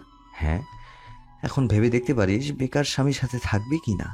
না থাকতে চাইলে আর একবার যদি এই কথাটা তুলেছো তো দেখবে আমি কি করি। বাসায় যে লঙ্কা কাণ্ড বাঁধাবো বলে দিচ্ছি। একই চিন্তা হচ্ছে, তার উপরে বারবার এক কথা। বেশ ক্ষিপ্ত কণ্ঠে কথাটা বলল ধারা। অনল নিঃশব্দে হাসলো, তারপর বলল, ব্যাগ নিয়ে আয়, একটা সুন্দর জায়গায় নিয়ে যাবো তোকে। কোথায়? যেই দেখতে পারবি। ধারা আর কথা বাড়ালো না, ব্যাগ নিয়ে আসলো ক্লাস থেকে। অনল বাইকে স্টার্ট দিল, পিছঝালা পথ চিরে এগিয়ে গেল গন্তব্যে। শ্রাবণের মাঝামাঝি সময়, বিনা নোটিশে বৃষ্টির ঝোঁক যেন আরও বেড়ে গেছে। ইট পাথরের শহর পেরিয়ে নিরিবিলি এলাকা, চিকন রাস্তা, দুপাশে মাঠ, তাতে হাঁটু জল পানি। অনলের বাইক চলছে, ধারা অবাক নয়নে তাকিয়ে দেখছে। রোদের তেজ কমে এসেছে, দক্ষিণ আকাশের কোণে কালো মেঘ জমেছে। মেঘের গর্জন কানে আসছে, এখনই শ্রাবণের বর্ষণ হবে, ভিজে যাবে উত্তপ্ত পৃথিবী। বাইক মোড় ঘুরল, একটা বিশাল মাঠের মাঝে দেয়াল ঘেরা একটা জায়গায় বাইক থামালো অনল। ধারা অবাক নয়নে তাকিয়ে রইল জায়গাটার দিকে। একটা লোহার কেচি গেট। অনল গেটটাতে আওয়াজ করতে একজন ছুটে গেট খুলল। অনল স্মিত স্বরে বলল, কেমন আছেন চাচা? এই তো, আল্লাহ যেমন রাখছে। তুমি কেমন আছো? জি আলহামদুলিল্লাহ। কাজ কত দূর? আজকে কামে আসে নাই কেউ। তুমি ভিতরে আসো, নিজেই দেখে নিও। বৌমা নিয়ে আসছে, যার বাড়ি সেই দেখুক। অনলের কথাটা শুনতে অবাক হলো ধারা। তার বিস্মিত দৃষ্টি উপেক্ষা করে বলল, চাচার সাথে ভেতরে যা, আমি বাইক রেখে আসছি। ধারাও তার কথা শুনল, সে ভেতরে গেল। ভেতরে যেতেই অবাক হয়ে তাকিয়ে রইল। একটা অর্ধ নির্মিত বাড়ি, মাত্র ছাদ ঢালাই দেওয়া হচ্ছে। রড বালি সিমেন্টের স্তূপ নিচে জড়ো হয়ে আছে। বাড়িটার একতলার কাঠামো আপাতত দেওয়া, ইটের সিঁড়ি উঠে গেছে, এখনো রুম করা হয়নি। বৃদ্ধ মানুষটি বলল, এই বছরে কাম শেষ হয়ে যাবে। আসলে স্যার তো আসার সময় পায় না, আমি ওদের দিয়ে করাই। মিস্ত্রিরা কামচোর, কাছে না থাকলে কাম করে না। ধারা উত্তর দিল না, সে শুধু অবাক নয়নে তাকিয়ে রইল ইটের কাঠামোর দিকে। এর মাঝেই অনল এলো। বলিষ্ঠ হাতের ফাঁকে ধারার হাতটি পুড়ে বলল, ভেতরে না গেলে বুঝবি কিছু। বলেই ধারাকে নিয়ে গেল বাড়িটিতে। সাবধানে উঠালো সে। পিলারগুলো ঢালাই দেওয়া হয়নি, শুধু কাঠামো করা। অনল ধারাকে ঘুরিয়ে ঘুরিয়ে সব দেখালো। শেষমেশ একটা স্থানে এনে বলল, এটা আমাদের রুম হবে, তোর যেমন ইচ্ছা তেমন করে সাজিয়ে নিস। এসব কবে করলে? অনল বাঁকা হেসে পেছন থেকে জড়িয়ে ধরল ধারাকে। তার কাঁধে থুতনি ঠেকিয়ে বলল, বহুদিন আগে তোর সাথে বিয়ের পরপরই তোকে কিছু দেবার ইচ্ছে ছিল। শহরের মাঝে আমার ভালো লাগেনি। প্লাবন এই জায়গার খোঁজ দেয়, আমিও সস্তা পেয়ে জমিটা কিনলাম। তারপর এই আস্তে আস্তে বাড়ির নকশা করলাম। চেয়েছিলাম যখন বাড়িটা শেষ হবে তখন তোকে সারপ্রাইজ দেব, কিন্তু এখন মনে হচ্ছে বহু বছর পার হবে বাড়ি শেষ হতে। অনল দীর্ঘশ্বাস ফেলল, তারপর ধীর কণ্ঠে বলল, আমরা যখন বুড়ো হয়ে যাব, বাচ্চা কাচ্চারা বড় হয়ে যাবে, তাদের বিয়ে শাদী হয়ে যাবে, তখন আমরা বুড়ো বুড়ি এখানে এসে থাকবো। নিরিবিলি নির্মল পরিবেশ, যেখানে কোনো কোলাহল নেই, কোনো ঝঞ্ঝাট নেই, শুধু আমি আর তুই আর আমাদের প্রণয়। আমি তো বাড়ির নামও ঠিক করেছি, প্রণয় প্রহেলিকা। আমাদের প্রণয় প্রহেলিকা সাক্ষী এই বাড়ি। তোর পছন্দ হয়েছে? ধারা নিশ্চুপ, শুধু একটু পরপর ডুকরে ওঠার শব্দ আসছে। অনল অনুভব করলো তার বউটা কাঁদছে। অনল তাকে নিজের দিকে ঘুরিয়ে মুখখানা আদলে করে বলল, পছন্দ হয়নি? ধারা উত্তর দিল না, শুধু অনলকে শক্ত করে জড়িয়ে ধরল। সে কাঁদছে, তার নোনা জলের ঢেউ অনলের শার্ট ভিজিয়ে দিল খানিকটা, কিন্তু ধারা এখনো কাঁদছে। অনল ধারার মাথায় হাত বুলিয়ে দিতে দিতে বলল, কাঁদছিস কেন? তুমি আমাকে এতটা ভালোবেসো না, আমার নিজেকে অসহায় লাগে। বারবার মনে হয় এতটা সুখের আমি যোগ্য নই। এই সুখের বিনিময়ে তোমাকে দেবার কিছুই নেই আমার।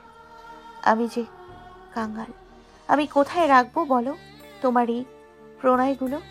অস্পষ্ট স্বরে কোনো মতে কথাটা বলল ধারা। সে বারবার ডুকরে উঠছে। অনলের হাসি প্রসারিত হলো, হাতের বেষ্টনী শক্ত করলো, নিবিড়ভাবে ধরে রাখলো ধারাকে। ধীর কণ্ঠে শুধু বলল, পাগলি। সারাটা রাত নির্ঘুম কাটলো ধারার, দু চোখ এক করতে পারল না সে। অনল যদিও তাকে নিজের বুকে আগলে নিশ্চিন্তে ঘুমোতে বলেছে, কিন্তু সেটি হলো না। অনলের ঘুমন্ত মুখখানা নিষ্পলক চোখে দেখলো এবং একটা কঠিন সিদ্ধান্ত নিল সে। পরদিন যখন অনলের ঘুম ভাঙলো তখন পাশে ধারাকে পেল না সে। ভেবেছিলাম এটা বাথরুমে আছে, কিন্তু সেখানেও তাকে পাওয়া গেল না। মাকে শুধাতেই সে বলল, ধারা তো না খেয়েই ভার্সিটি চলে গেছে। অনলের মনে খটকা লাগলো। সে যতটুকু জানে ধারার ক্লাস আজ 10:30, সুতরাং এত সকালে যাবার কোনো মানেই নেই। অনল দেরি করলো না, তাড়াতাড়ি তৈরি হয়ে চলে গেল ভার্সিটি। ক্লাসের সামনে যেতেই মাহির সাথে দেখা হলো তার। ধারার কথা জিজ্ঞাসা করতেই সে উত্তর দিল, অনল ভাই, আমি তো ওকে আসার পর দেখিনি। তোমাদের কি আজ আগে আগে আসার কথা? না তো। তখনই সেখান থেকে দিগন্ত উপস্থিত হলো। অনলকে দেখতেই সে বলল, ধারা হেড স্যারের রুমে। দিগন্তের কথাটা শুনতেই অনলের বুঝতে বাকি রইল না কাহিনী। সে যা সন্দেহ করেছিল সেটাই হয়েছে। ধারা তার ক্ষুদ্র মস্তিষ্ক নিয়ে ঠিক লড়াই করতে চলে গেছে। মেয়েটা এত বোকা কেন? কেন বুঝতে চায় না সবকিছুর একটা পদ্ধতি রয়েছে? রণচণ্ডী হওয়ার সর্বদা মানায় না। এত সময় তো সন্দেহের তোর অনলের উপর ছিল, এখন ধারার উপরও সেটা বর্তাবে। অনল আর দাঁড়ালো না, সে সোজা চলে গেল ডিপার্টমেন্টের হেড আনসারি সাহেবের কেবিনের কাছে। অনলের ছুটে যাওয়া মাহির মনে সন্দেহ তৈরি করলো। সে দিগন্তকে জিজ্ঞাসা করলো, কাহিনী কি? সকালবেলা ধারা আমাকে ফোন করেছিল। আমি তো খুশিতে আত্মহারা হয়ে গিয়েছিলাম। ফোন ধরতেই ঠান্ডা গলায় ভার্সিটিতে আসার কথা বলল। আমিও দেরি না করে চলে এলাম। ভার্সিটিতে আসার পর ও আমাকে বলল সে আনসারি স্যারের রুমে যাবে। সে তার সাথে অনল স্যারের ব্যাপারে কথা বলবে এবং আমাকেও সাক্ষী দিতে হবে। সেদিন করিডোরে যা হয়েছে আমি তা রাগের বশে বলেছি, তার কোনো সত্যতা নেই। মাধবীর গত পর্বে আমি মাধবীর নামের বদলে মালতী লিখে ফেলেছিলাম। হয়তো ভুল বুঝতে ভুল হয়েছে। অনল স্যার কোনো পার্সিয়ালিটি করেনি। তুই কি স্যারকে স্বীকারোক্তি দিয়েছিস? মাহি অবাক কণ্ঠে প্রশ্নটি করলো। দিগন্ত একটু থেমে বলল, হ্যাঁ, আর উপায় কি? ভুল তো আমারও হয়েছে। আমার জন্য একটা নির্দোষ মানুষ তো ভুগতে পারে না। কিন্তু স্যার বিশ্বাস কতটুকু করেছে জানি না। আমাকে সে ক্লাসে যেতে বলল। ধারা এখনো স্যারের সাথেই কথা বলছে। দিগন্তের কথাটা শুনে মাহি তার কাঁধে চাপড় মেরে বলল, আমার তোর উপর গর্ব হচ্ছে। প্রাউড অফ ইউ দোস্ত। এটাই না আমাদের দিগন্ত। মাহির কথাটা শুনতে স্তব্ধ হয়ে গেল দিগন্ত। ফ্যাল ফ্যাল নয়নে তাকিয়ে রইল তার দিকে। অগোছালো হৃদয়টা হুট করে প্রচন্ড জোরে স্পন্দিত হচ্ছে। এক অজানা ভালো লাগা অনুভূত হচ্ছে। তাড়াতাড়ি মাহির হাত সরিয়ে বলল, লজ্জা লাগে না ছেলেদের গায়ে হাত দিস, অসভ্য মহিলা? বলেই হনহন করে হাঁটা দিল সে। মাহি বেকুবের মতো চেয়ে রইল তার দিকে। ভুলটা কি হলো? দিগন্ত একটা চাপড়ে এত খেপে গেল কেন? Head of department mathematics Abdul আনসারির সামনে দাঁড়িয়ে আছে ধারা। তার হাত পা এখন ঐষৎ কাঁপছে। আনসারি সাহেব চোখে চশমাটা মুছে পড়লেন। তারপর অফিস ক্লার্ক হাফিজকে ডাকলেন। রাশভারী কণ্ঠে বললেন, 1 কাপ চা দাও। হাফিজও সেটা অক্ষরে অক্ষরে পালন করলো। চাও চলে এলো মিনিট 10 মাঝে। আনসারি সাহেব আয়েশ করে চুমুক দিলেন। তারপর তির্যক নজরে তাকালো ধারার দিকে। ধারা এখনো ভীত দৃষ্টিতে তার দিকে তাকিয়ে আছে। শুকনো ঢোক গিলল সে। এত সময় সে এবং দিগন্তই স্যারের সাথে কথা বলেছে। সে কি বুঝলেন সেটা তিনি প্রকাশ করেননি। উপরন্তু শুধু তির্যক নজরেই দেখে গেছে ধারার দিকে। তারপর সে শান্ত কণ্ঠে বললেন, দিগন্ত, তুমি ক্লাসে যাও, আর ধরা তুমি এখানে থাকো। তারপর থেকে তিনি ধারাকে দাঁড় করিয়ে রেখেছেন। যত সময় যাচ্ছে ধারার ভয় গাঢ় হচ্ছে। হিতে বিপরীত হবার ভয়। ভালো করতে গিয়ে যদি অনল আরো বাজেভাবে চোরাবালিতে আটকে যায়, নিজেকে কখনোই ক্ষমা করতে পারবে না ধারা। এর মাঝে আনসারি সাহেবের গম্ভীর কণ্ঠ কানে এলো। দেখো ধারা, তুমি যা বলছো আমি বুঝেছি। তোমার ধারণা তোমার ক্লাসমেটের একটা ভুল ধারণা হয়েছে, বুঝলাম। কিন্তু তোমার বা ওই ছেলেটা দিগন্ত, তার স্বীকারোক্তিতে খুব একটা যায় আসবে না। তদন্ত কমিটি রিপোর্ট দিক, ডিসিশন আমরা তখন নিব। তবে তোমাদের দুজনের স্বীকারোক্তিতে কিছুই প্রমাণ হয় না। চোর যদি এসে বলে সে চুরি করেনি, তাহলে সত্য বদলায় না। আর আমি এখানে ছাত্রছাত্রীদের ইনভলভ করতে চাচ্ছি না। আমাদের বিষয় আমরা দেখে নিব। অবশেষে চা খাওয়া শেষ করে আনসারি সাহেব মুখ খুললেন। তার কথা শোনার পরপরই ধারা প্রতিবাদ করে উঠল, স্যার, মাধবীর কাছেও কিন্তু প্রমাণ ছিল না। সেও দিগন্তের কথাটা শুনেই আপনাকে কমপ্লেইন করেছে। সেজন্যই তো তদন্ত করছি। প্রমাণ হলে অনলের শাস্তি হবে না। এখানে আমার কিছুই করার নেই। সবকিছুর একটা সিস্টেম আছে। তুমি বরং যাও। বলেই আনসারি সাহেব তার যাবতীয় কাজে ব্যস্ত হয়ে পড়লেন। তার আজকে 4th ইয়ারের ক্লাস নিতে হবে। হাতে অনেক কাজ, মিটিংও আছে দুপুরের পর। ধারার মুখে আষাঢ়ের মেঘ মেদুর জমল। নিয়মকানুনের বাহানা দিয়ে স্যার তার কথা উপেক্ষা করে যাচ্ছে। তপ্ত নিঃশ্বাস ফেলল সে, কিন্তু হার মানবে না সে। শান্ত কণ্ঠে বলল, স্যার, আপনাদের সন্দেহ তো আমার রেজাল্ট নিয়ে। আমার মতো খারাপ ছাত্রী কি করে ভালো করে? তাহলে আমি যদি দ্বিতীয়বার পরীক্ষা দিই তবেও কি আপনাদের একই সন্দেহ থাকবে? এবার চোখ তুলে চাইলেন আনসারি সাহেব। তার চোখ চকচক করছে।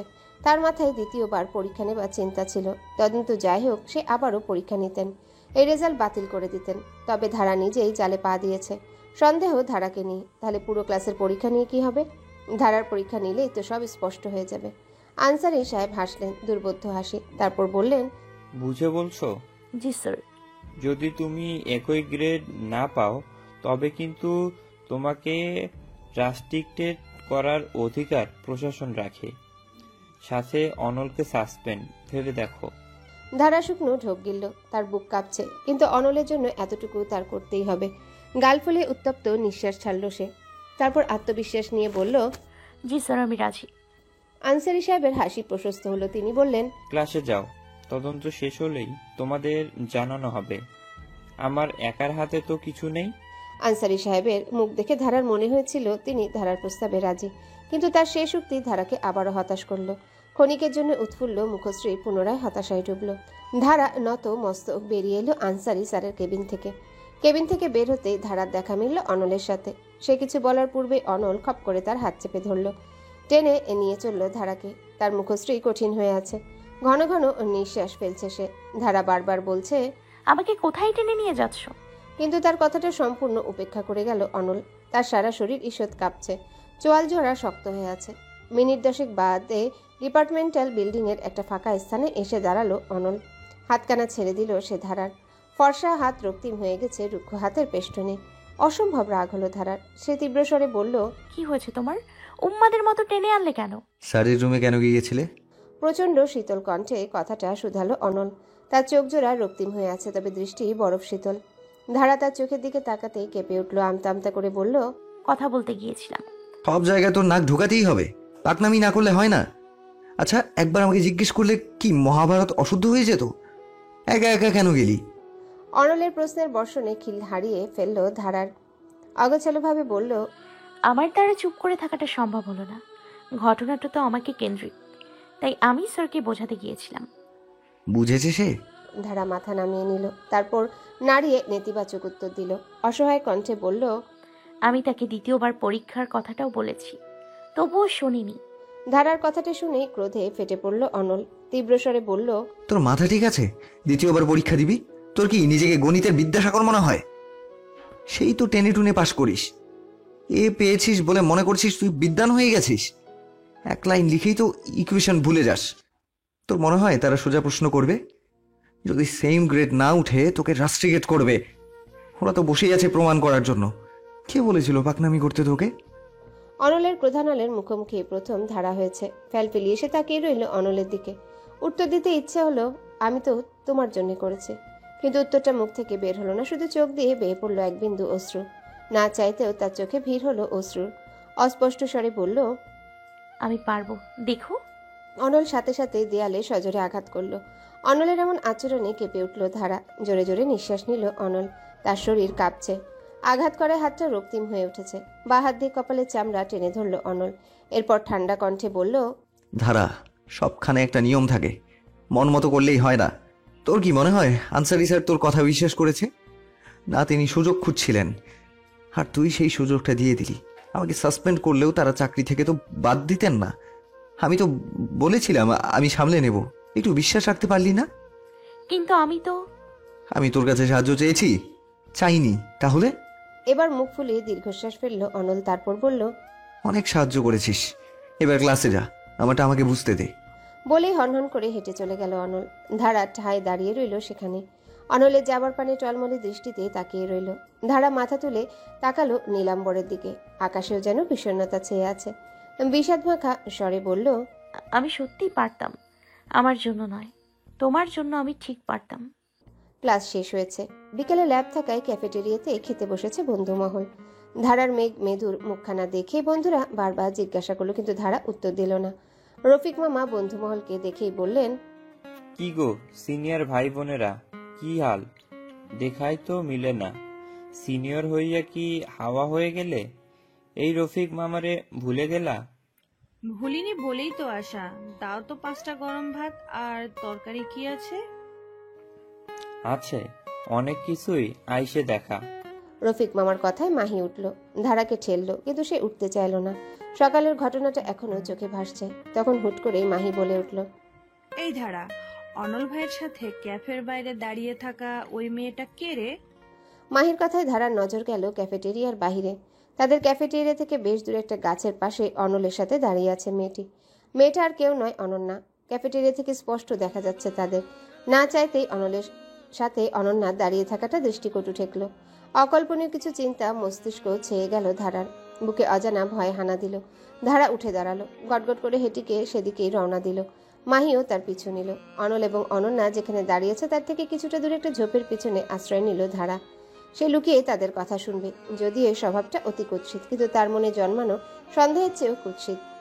সে যদি এখন সামনে যেয়ে দাঁড়ায় তারা কথা বলবে না, কিন্তু সেটা হওয়া যাবে না। আর সকালের ঘটনার পর অনলের সামনে যাওয়া মানে ক্ষুধার্ত বাঘের সামনে পড়া। তাই সে লুকিয়েই কথাটা শুনবে। মাহি এসে দেখলো ধারা ঝোপের পিছনে লুকিয়ে আছে।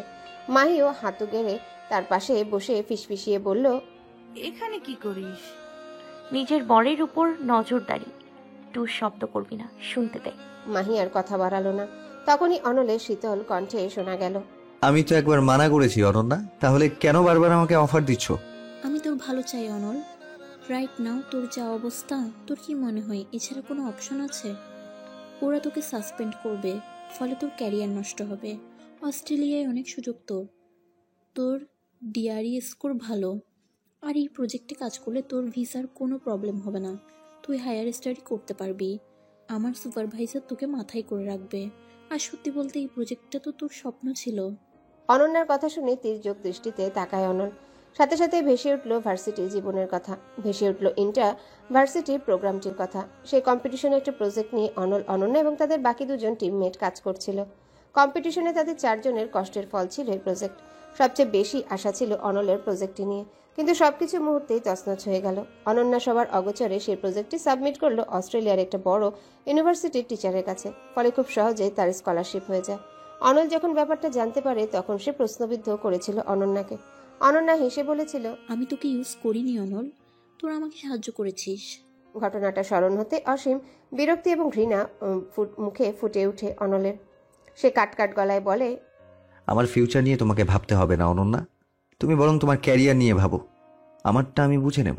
আসলে কি বলো তো, তোমার মতো স্বার্থপর মানুষ অন্য কারো কথা ভাবতেই পারে না। এর মাঝেও কোনো স্বার্থ আছে তোমার? আমার তো মনে হয় তুমি নিজের জন্যই আমাকে অফার দিচ্ছ। হয়তো সেই প্রজেক্টে কোথাও আটকেছ, ফলে আমার তোমার প্রয়োজন। যাকগে, আমি আবারও বলবো, আমাকে নিয়ে এত ভাবতে হবে না। আমি এখানে আমার জীবনে সুখী আছি। অনলের কথাটা শেষ হতেই হিড়হিড়িয়ে কণ্ঠে অনন্যা বলে উঠল, আমাকে সবসময় স্বার্থপর মনে হয় তোর? সবসময় আমাকেই দোষী করে এসেছিস। আচ্ছা, তোর বউ স্বার্থপর নয়? তোকে বিপদে ঝুলিয়ে ঠিকই তো গা ঢাকা দিয়ে আছে। কি করেছে তোর অপবাদ মেটাতে? আমাকে সবসময় স্বার্থপর মনে হয় তোর? সবসময় আমাকেই দোষী করে এসেছিস। আচ্ছা, তোর বউ স্বার্থপর নয়? তোকে বিপদে ঝুলিয়ে ঠিকই তো গা ঢাকা দিয়ে আছে। কি করেছে তোর অপবাদ সরাতে? কথাটা কর্ণপাত হতেই চোখ মুখ খিচে উঠল অনলের। তির্যক বরফ শীতল দৃষ্টিতে তাকালো সে অনন্যার দিকে। শান্ত কণ্ঠে বলল, আমার বউ কি করছে না করছে সেই কৈফিয়ত আমি তোমাকে দেবো না অনন্যা। নিজের দায়রাতে থেকো, সীমা লঙ্ঘন করো না। আমি শান্ত আছি, শান্ত থাকতে দাও। অনলের এমন আচরণে চমকালো অনন্যা। অনলের শীতল তির্যক দৃষ্টি এবং মুখের কাঠিন্য নজরে আসতেই ঈষৎ ঘাবড়ে গেল সে। তবুও কাপাস্বরেই বলল, আমি সীমাতেই আছি অনল। তুই নিজের চোখে ভালোবাসার কাপড় বেঁধে অন্ধ হয়ে আছিস। আমি শুধু তোকে বাস্তবতা দেখাচ্ছি। আমি কোনো ছোট বাচ্চা নই যে বাস্তব আর কল্পনার পার্থক্য বুঝি না। কিন্তু আমার মনে হয় তুমি তোমার নিজস্ব জাগতিক দুনিয়া থেকে বের হতে পারছো না, তাই তো সবাইকে নিজের মতো মনে করছো। আমার ধারাটা বয়সে আমার থেকে অনেক ছোট, ফলে আমি বা আমার পরিবার কখনোই ওর উপর আঁচ আসতে দেইনি। সাধ্য অনুযায়ী রাজকুমারীর মতো তাকে রাখা হয়েছে। ফলস্বরূপ এখনো পৃথিবীর রুক্ষ নিষ্ঠুরতার সম্পর্কে তার ধারণা স্বল্প। এই জটিল ব্যাপারে জড়ালে তার ভবিষ্যতের উপর বিরূপ প্রভাব পড়বে। তবুও মেয়েটি শুধু আমার চাকরি রক্ষার্থে দ্বিতীয়বার পরীক্ষার আর্জি দিতেও পিছপা হয়নি। সে জানে যদি তার রেজাল্ট আগের থেকে খারাপ হয় প্রশাসন তাকে বহিষ্কার করতে পারে। তবুও মেয়েটি ভয় করেনি। আমার জন্য এই বিপদে ঝাঁপিয়ে পড়েছে। সুতরাং তোমার চোখ দিয়ে আমার ধারার প্রয়োজনীয়তা বোধ করছি না আমি। নিজের সীমার মধ্যে থেকে অনন্যা। আমার বন্ধু হবার অধিকার তুমি হারিয়েছ, সুতরাং আমাকে উত্ত্যক্ত করা বন্ধ করো। অনলের শান্ত ভঙ্গিতে কথাগুলো অপমানের ধারালো ছুরির মতো বিঁধল অনন্যার হৃদয়ে। চরম অপমান এবং ক্রোধে বিধ্বস্ত হয়ে পড়ল সে। শুভ্র মুখখানা হয়ে উঠল নিমিষেই রক্তিম। নিজের আত্মসম্মানের খাতিরে আর দাঁড়ালো না সে, হনহন করে ছুটল সে। অনল তপ্ত নিঃশ্বাস ছাড়ল। চরম বিরক্তি হচ্ছে তার। মেয়ে না হলে হয়তো মেরেই বসত। ধারার নামে অহেতুক কথা কখনোই সহ্য হয় না তার। দুপকেটে হাত দিয়ে ঝোপটার কাছে আসলো সে। তারপর গলা খাকারি দিয়ে বলল, লুকিয়ে কারো কথা শোনাটা মোটেও ঠিক নয়, এটা একটা বদগুণ। কথাটা কর্ণপাত হতেই মাথা তুলে তাকালো ধারা এবং মাহি। চরম বিব্রতকর পরিস্থিতিতে পড়ল তারা। এর চেয়ে অবাককর বিষয় অনল টের পেল কি করে? সে কি প্রথম থেকেই জানতো? সময় নষ্ট না করে উঠে দাঁড়ালো তারা দুজন। কোনো কথা না বলে উল্টো দিকে হাঁটা দিল তারা। ধারা কথা বলবে না অনলের সাথে। প্রচণ্ড অভিমান হয়েছে তার। যদিও যখন অনন্যাকে মুখের উপর সঠিক জবাব দিচ্ছিল তখন মনে এক অকল্পনীয় শান্তি লাগছিল। হৃদয় পুলকিত হয়ে উঠছিল এই ভেবে অনল তাকে ভুল বোঝেনি, কিন্তু সেই পুলক টিকসই হলো না। মুহূর্তেই সকালের কথাগুলো ভেবে তেতে হয়ে উঠল হৃদয়। যদি এতই ভালোবাসে তবে একটু বিশ্বাস রাখলে কি এমন ক্ষতি হতো? অনল্য ধারাকে আটকালো না। ঠোঁটের কোণে এক অমলিন হাসি ফুটিয়ে চেয়ে রইল ধারার যাবার পানে। মেয়েটা সত্যিই ছেলে মানুষ। ল্যাব সেশনাল শেষ হবার পরও বন্ধুমহল প্রস্থান করলো না। তারা দাঁড়িয়ে রইল ডিপার্টমেন্টের বাহিরে। প্রতীক্ষা মাধবীর। মেয়েটির সাথে আজ মুখোমুখি বোঝাপড়া হবে। ধারার মুখ কঠিন হয়ে আছে। মাধবীর সাথে একটা এসপার ওসপার করেই ছাড়বে সে। মাহি তাকে ঠান্ডা করার জন্য বলল, মাথা গরম করবি না, শুধু জিজ্ঞাসাবাদ করবি, তাও শান্তভাবে। উগ্র হলে আমাদের গুটি বের হয়ে যাবে, সেটা করা যাবে না। এক কথা এই নিয়ে গুনে গুনে 6 বার বলেছিস, এবার থাম। হ্যাঁ, কারণ তুমি যে রণচণ্ডী রূপ ধারণ করো আমার ভয় হয় কখন না মাধবীর মাথা ফাটিয়ে দিস, তাই স্মরণ করিয়ে দিচ্ছি। একটা ভুল আর আমাদের 5 জনের লাইফ শেষ। আমরা সবাই সিঁড়ির ওখানে আছি। দিগন্ত তোদের কথোপকথন রেকর্ডও করবে। ও তোকে উস্কালে তুই শান্ত থাকবি। হ্যাঁ হ্যাঁ বুঝেছিস, এবার একটু থাম আম্মা। মাহি আর কথা বাড়ালো না। তারা প্রমাণ জড়ো করার সিদ্ধান্ত নিয়েছে। মাধবীর এই কমপ্লেনের পেছনের আসল উদ্দেশ্যটা বের করাই তাদের উদ্দেশ্য। এই বুদ্ধিটা অবশ্য দিগন্তর মাথা থেকে বের হয়েছে। সে ল্যাবের মাঝে সকলকে জড়ো করে, তারপর নিজের বুদ্ধিটা বর্ণনা করে। ধারা মাধবীকে প্রশ্ন করবে, বারংবার তাকে উস্কে দেবে। সিঁড়ির নিচে থাকবে বন্ধুমহল। মাধবী একটা পর্যায়ে তার কমপ্লেনের কারণটা মুখ ফসকে বলবেই। সেটার ভিডিও করবে দিগন্ত। তারপর সেটা দিয়ে মাধবীকে তুর্কি নাচন নাচানো যাবে। দিগন্তের মাথা থেকে এমন একটা বুদ্ধি শুনেই তো অবাক বন্ধুমহল। নীরব অবাক কণ্ঠে বলল, ভাই বলে দে, কোথা থেকে ছাপিয়েছিস? তোর মাথায় এই বুদ্ধি অসম্ভব। কেন? আমি কি গাধা নাকি গরু? আমার মাথায় কি বুদ্ধি আছে তোরা কল্পনাও করতে পারবি না। আমি হলাম এই যুগের শার্লক। দিগন্তের কথায় সকলে তীক্ষ্ণ দৃষ্টি প্রয়োগ করে, যার অর্থ ঢপ কম মার। ফলে সে গাইগুই করে স্বীকার করলো, একটা মুভি থেকে ছাপানো। এবার লাইনে এসো। নীরবের কথায় ধারাও হেসে দিল। এই সবের মধ্যে তাদের বন্ধুত্বের শীতলতাও খানিকটা হলেও কমে গেল। বন্ধুমহল তাদের আগের বেশে চলে এসেছে। সকলের তরে সকলে আমরা, প্রত্যেকে মোরা পরের তরে। অপেক্ষার সময় বাড়ছে। অবশেষে মাধবী বের হলো তার কাজ শেষ করে। বন্ধুমহল মোবাইল নিয়ে প্রস্তুত। মাধবী ধারার মুখোমুখি হলো। ধারাকে দেখতেই খানিকটা চমকালো সে। ধারার কঠিন মুখ এবং রক্তিম চোখে যে কেউ ভয় পাবে। মাধবী পাশ কাটিয়ে যেতে নিলে ধারা বাদ সাধল। শান্ত গলায় বলল, মাধবী, আমার তোমার সাথে কথা আছে। আমার নেই, আমার কাজ আছে, আমাকে যেতে দাও।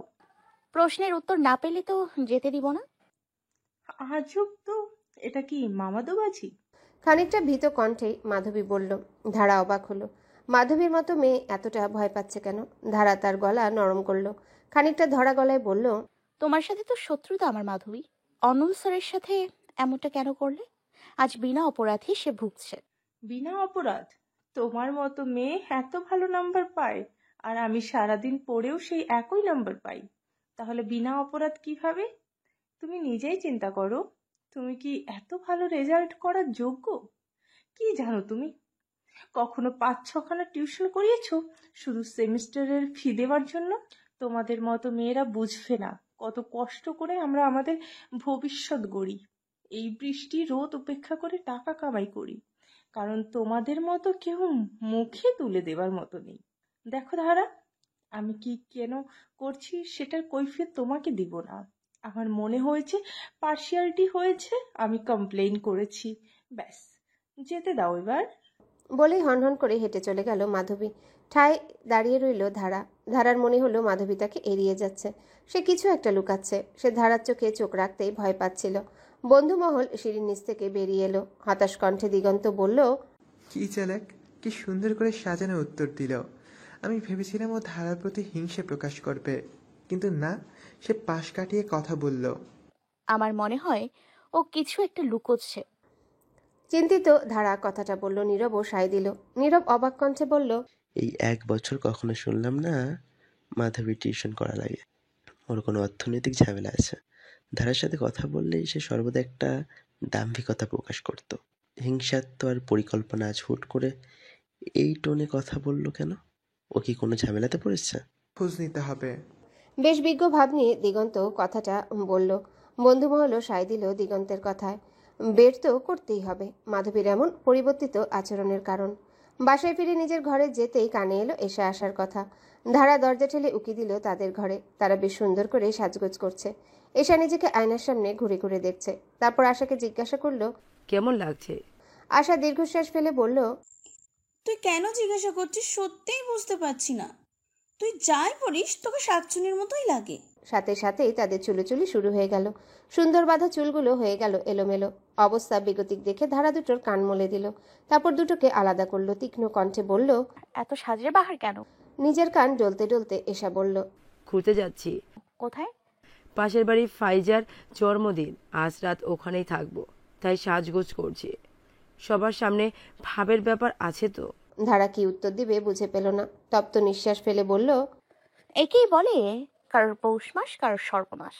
পৌষ মাস না ধারাপু, এটা শ্রাবণ মাস, তাও শেষের দিক। তুমি তো দেখি মাসও জানো না, আবার বলো ভার্সিটিতে পড়ি। আশার কথা এসাও দাঁত বের করে হাসলো। ধারা আশার কান টেনে বলল, এবার বল, কি বলছিলি? আমি কি জানি না? ছাড়ো ছাড়ো, তুমি জানো না এমন কোনো জিনিস আছে? তুমি তো সর্বজ্ঞানী মহামহিলা। মহামহিলা কি? মহাপুরুষের স্ত্রীবাচক শব্দ হলো মহামহিলা। এভাবে তো জেন্ডার ডিসক্রিমিনেশন করা ঠিক না। মহিলারাও তো মহান হতে পারে, তাই আমরা এই শব্দটির আবিষ্কার করেছি। ধারা হতাশ হয়ে উঠল। শুধু শুধু কি এদের কেউ পড়াতে চায় না? এদের সাথে কথা বলার পিলারে মাথা ঠেকানো এক। ধারা কিছু না বলেই বেরিয়ে গেল। আশা বলল, ধারাপু কি হতাশ? হ্যাঁ, আমাদের মতো জ্ঞানীদের সামনে দাঁড়াতে পারছে না, তাই হতাশ হয়ে গেছে। এশার কথা সায় দিল আশা। তারা নিজেদের গোছগাছে ব্যস্ত। নিজের ঘরের এক কোণা সোফায় বসে আছেন সেলিম সাহেব। তার হাতে একটা ছবি। ছবিটিতে একটা নারীর কোলে একটা ছোট বাচ্চা। বাচ্চাটার বয়স 3 কি 4। দুটা ছোট ছোট ঝুঁটি মাথায়। চোখ বুজে সব দাঁত বের করে মেয়েটা হাসছে। তাকে দেখে নারীটিও হাসছে। সেলিম সাহেব বারবার ছুঁয়ে দেখছেন ছবিটি। এই ছবিটি সুরাইয়া এবং ধারার। অস্ট্রেলিয়া যাবার সময় ছবিটি নিয়ে গিয়েছিলেন তিনি। কে জানতো এটাই তার কাছে সুরাইয়ার শেষ ছবি হবে। মাঝে মাঝে আফসোসগুলো অনুতাপে পরিণত হয়, কাটার মতো বিধে হৃদয়ে। এমন সময় আগমন হয় দীপ্তের। দীপ্তকে দেখে ছবিটা উল্টে রাখেন সেলিম সাহেব। তার অগোচরে অশ্রু মুছে নিলেন। তারপর হাসি ফুটিয়ে বললেন, কি খবর? অনলের ভার্সিটিতে ঝামেলা হয়েছে, মেবি ওকে সাসপেন্ড করা হবে। তাহলে আমাদের অফারটি দিয়ে দাও। জি আঙ্কেল। বলেই দীপ্ত কিছু সময় দাঁড়ালো। তার মুখে জিজ্ঞাসা স্পষ্ট। সেলিম সাহেব নিজের চশমা টগিক করে বললেন, কি বলবে? আঙ্কেল, এগুলো করা কি ঠিক হচ্ছে? দে আর হ্যাপি, আর Anol is a good guy. ও ধারাকে অনেক লাভ করে। আকাঙ্ক্ষা ভালো দীপ্তি, কিন্তু উচ্চ আকাঙ্ক্ষা পতনের মূল। মানুষ উচ্চাকাঙ্ক্ষার জন্যই অনেক ভুল করে। আমি চাই না আমার জন্য সে পরিণতি সুরেয়ার হয়েছে সেই পরিণতি আমার মেয়ের হোক। সে না মানলেও আমার তো দায়িত্ব আছে। সাপোজ অনল অ্যাকসেপ্ট করে নিল আমাদের অফার, তখন? একটু থেমে প্রশ্নটি করল দীপ্ত। সেলিম সাহেব হাসলেন। তারপর বললেন, ফেল ঘোষণা করব। আমিও দেখি ওর কাছে কোনটা জরুরি, ক্যারিয়ার না আমার মেয়ে। দীপ্ত আর কথা বাড়ালো না। সে জানে এই লোকের মাথায় ঠিক চলছে তা বোঝা খুবই কষ্টকর। তাই সে বেরিয়ে আসলো ঘর থেকে। তখনই কারেন্ট চলে গেল তাদের বাসার। তপ্ত নিঃশ্বাস ফেলে ফোনের ফ্ল্যাশ লাইটটা জ্বালালো দীপ্ত। তারপর কোনো মতে নিজ ঘরে গেল সে। নিজ ঘরে যেতেই অনুভূত হলো ঘরে সে একা নয়, কেউ তো আছে ঘরে। তখনই দেখতে পেল জানালার উপর একটা নিকোষ কালো ছায়া। দীপ্ত ফ্ল্যাশ লাইট তাক করতে যেন মিলিয়ে গেল ছায়াটি। মনের ভুল ভেবে দীপ্ত গা এলিয়ে দিল বিছানায়। সাথে সাথে ভয়ঙ্কর একটা হাসির শব্দ কানে এলো তার। ভয়ঙ্কর চিকন কণ্ঠে বলল, চলে যা, চলে যা, আমার ঘর থেকে চলে যা। কণ্ঠটি শুনতেই বুক কেঁপে উঠল দীপ্তের। গতকালই শুনেছিল এই বাড়িতে নাকি একটা মেয়ে আত্মহত্যা করেছিল। তখন তার বিশ্বাস না হলেও এখন যেন অজানা ভয় মস্তিষ্ককে কাবু করে তুলেছে। তড়িঘড়ি করে উঠতেই মনে হলো হাতে কোনো গরম তরল লেগে আছে। ফ্ল্যাশ লাইটটা হাতের কাছে মারতেই দেখলো টকটকে লাল তরল। অজানা ভয়টা ক্রমশ তীব্র হলো দীপ্তের। আনমনেই চিৎকার করে অজ্ঞান হারালো সে। এদিকে উপরতলার জানালায় কান লাগানো জমজেরা তার চিৎকার শুনে হাই ফাইভ দিয়ে বলে উঠল, ছেঁড়া কালি, এবার বাঁচা, কই যাবা? কথাটা বলেই তারা পৈশাচিক হাসি দেবার চেষ্টা করলো, কিন্তু ব্যর্থ হলো।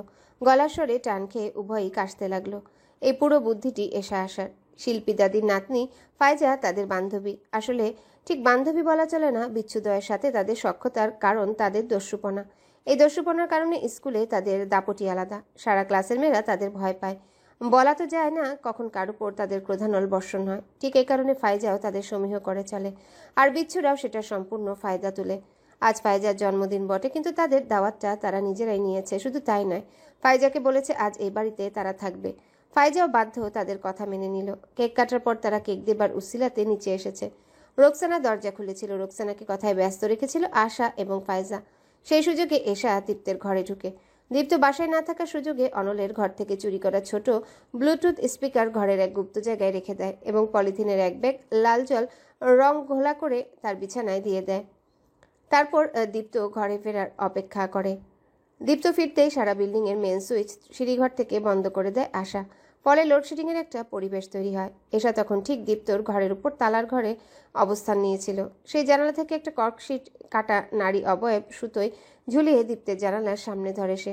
দীপ্তের ঘরের জানালা দেওয়ার ফলে অন্ধকারে কর্কশিটের সেই কাটা অংশটিকে নিকষ কালো নারী অবয়ব মনে হয়। দীপ্তের ফ্ল্যাশ লাইট ধরার আগেই তা নিপুণভাবে উঠিয়ে নেয় এশা। ফলে ফ্ল্যাশ লাইট মারতেই অবয়ব হাওয়ায় মিলিয়ে যায়। উপরন্তু পুরনো বিল্ডিং হওয়ায় উপরতলা থেকে খুব সহজেই ব্লুটুথ কানেকশন পাচ্ছিল তারা। ফলে ফাইজার মোবাইল থেকে ভুতুরে হাসি এবং কথার রেকর্ডিং চালিয়ে দেয়। এই বাড়ির নামে গুজবটিও পাড়ায় তারাই ছড়িয়েছিল, যা বিগত সপ্তাহখানেক দীপ্ত শুনেছে। তার ঘরটির সিলিং ফ্যানেই নাকি ঝুলে মেয়েটি আত্মহত্যা করেছিল। ডাক্তার হলেও মানুষের অবচেতন মনে ভীতি জন্মায়। সপ্তাহখানেক এই ভীতিটা মনে সঞ্চার করেছিল দীপ্ত, কিন্তু তোয়াক্কা করেনি। তবে আজ তার সাথে হওয়া ঘটনাগুলোই সে ভীতি প্রকোষ্ঠ ভেদ করে বেরিয়ে এসেছে। ফলে যখনই বিছানায় রাখা ঘনতরল তার হাতে লেগেছে, অমনি তার মস্তিষ্ক নিষ্ক্রিয় হয়ে উঠেছে এবং চিৎকার দিয়ে জ্ঞান হারিয়েছে দীপ্ত। অন্যদিকে নিজের ফাঁদে আটকানো ঘুঘুর চিৎকারে এসে আসার খুশি যেন ধরে না। ফায়জা এক কোনায় দাঁড়িয়ে অসহায় কণ্ঠে বলল, ভাইয়াটা ভালো, এমন করে ভয় দেখানোটা ঠিক হয়নি। সাথে সাথে তেতে উঠল আশা। ধমকের সুরে বলল, অস্ট্রেলিয়ান চিরাগালির সাথে উচিত কাজ করেছি। আমাদের সাথে খুব ভাব দেখাচ্ছিল। নে এবার ভয়ে কুপঘাত হ। আমাদের ধারাপোকে নিয়ে যাবার হুমকি দেয়। কি সাহস! ওর সাথে আর কি কি করি দেখ। ফায়জা শুকনো ঢোক গিলল। এসে আসার পৈশাচিক হাসি দেখে বোঝা যাচ্ছে দীপ্তের সাথে ভালো কিছু হবে না। দীপ্তের চিৎকারে ছুটে আসলেন সেলিম এবং রোকসানা। তত সময়ের ঘরের লাইট চলে এসেছে। ঘরের লাইট জ্বেলে দেখলেন দীপ্তর গা লালে রক্তিম হয়ে আছে। ছেলেটা মূর্ছা গেছে। পানি ছিটাতেই জ্ঞান ফিরল তার। অস্পষ্ট স্বরে বলল, হ্যালো বন্ধুরা, পরবর্তী পার্ট খুব তাড়াতাড়ি আসবে, তো সবাই অপেক্ষায় থাকো। আর চ্যানেলটি যারা এখনো সাবস্ক্রাইব করোনি তারা পরবর্তী পার্ট দেখার জন্য চ্যানেলটি সাবস্ক্রাইব করে রেখো। ধন্যবাদ সবাইকে, আমাদের সাথেই থেকো।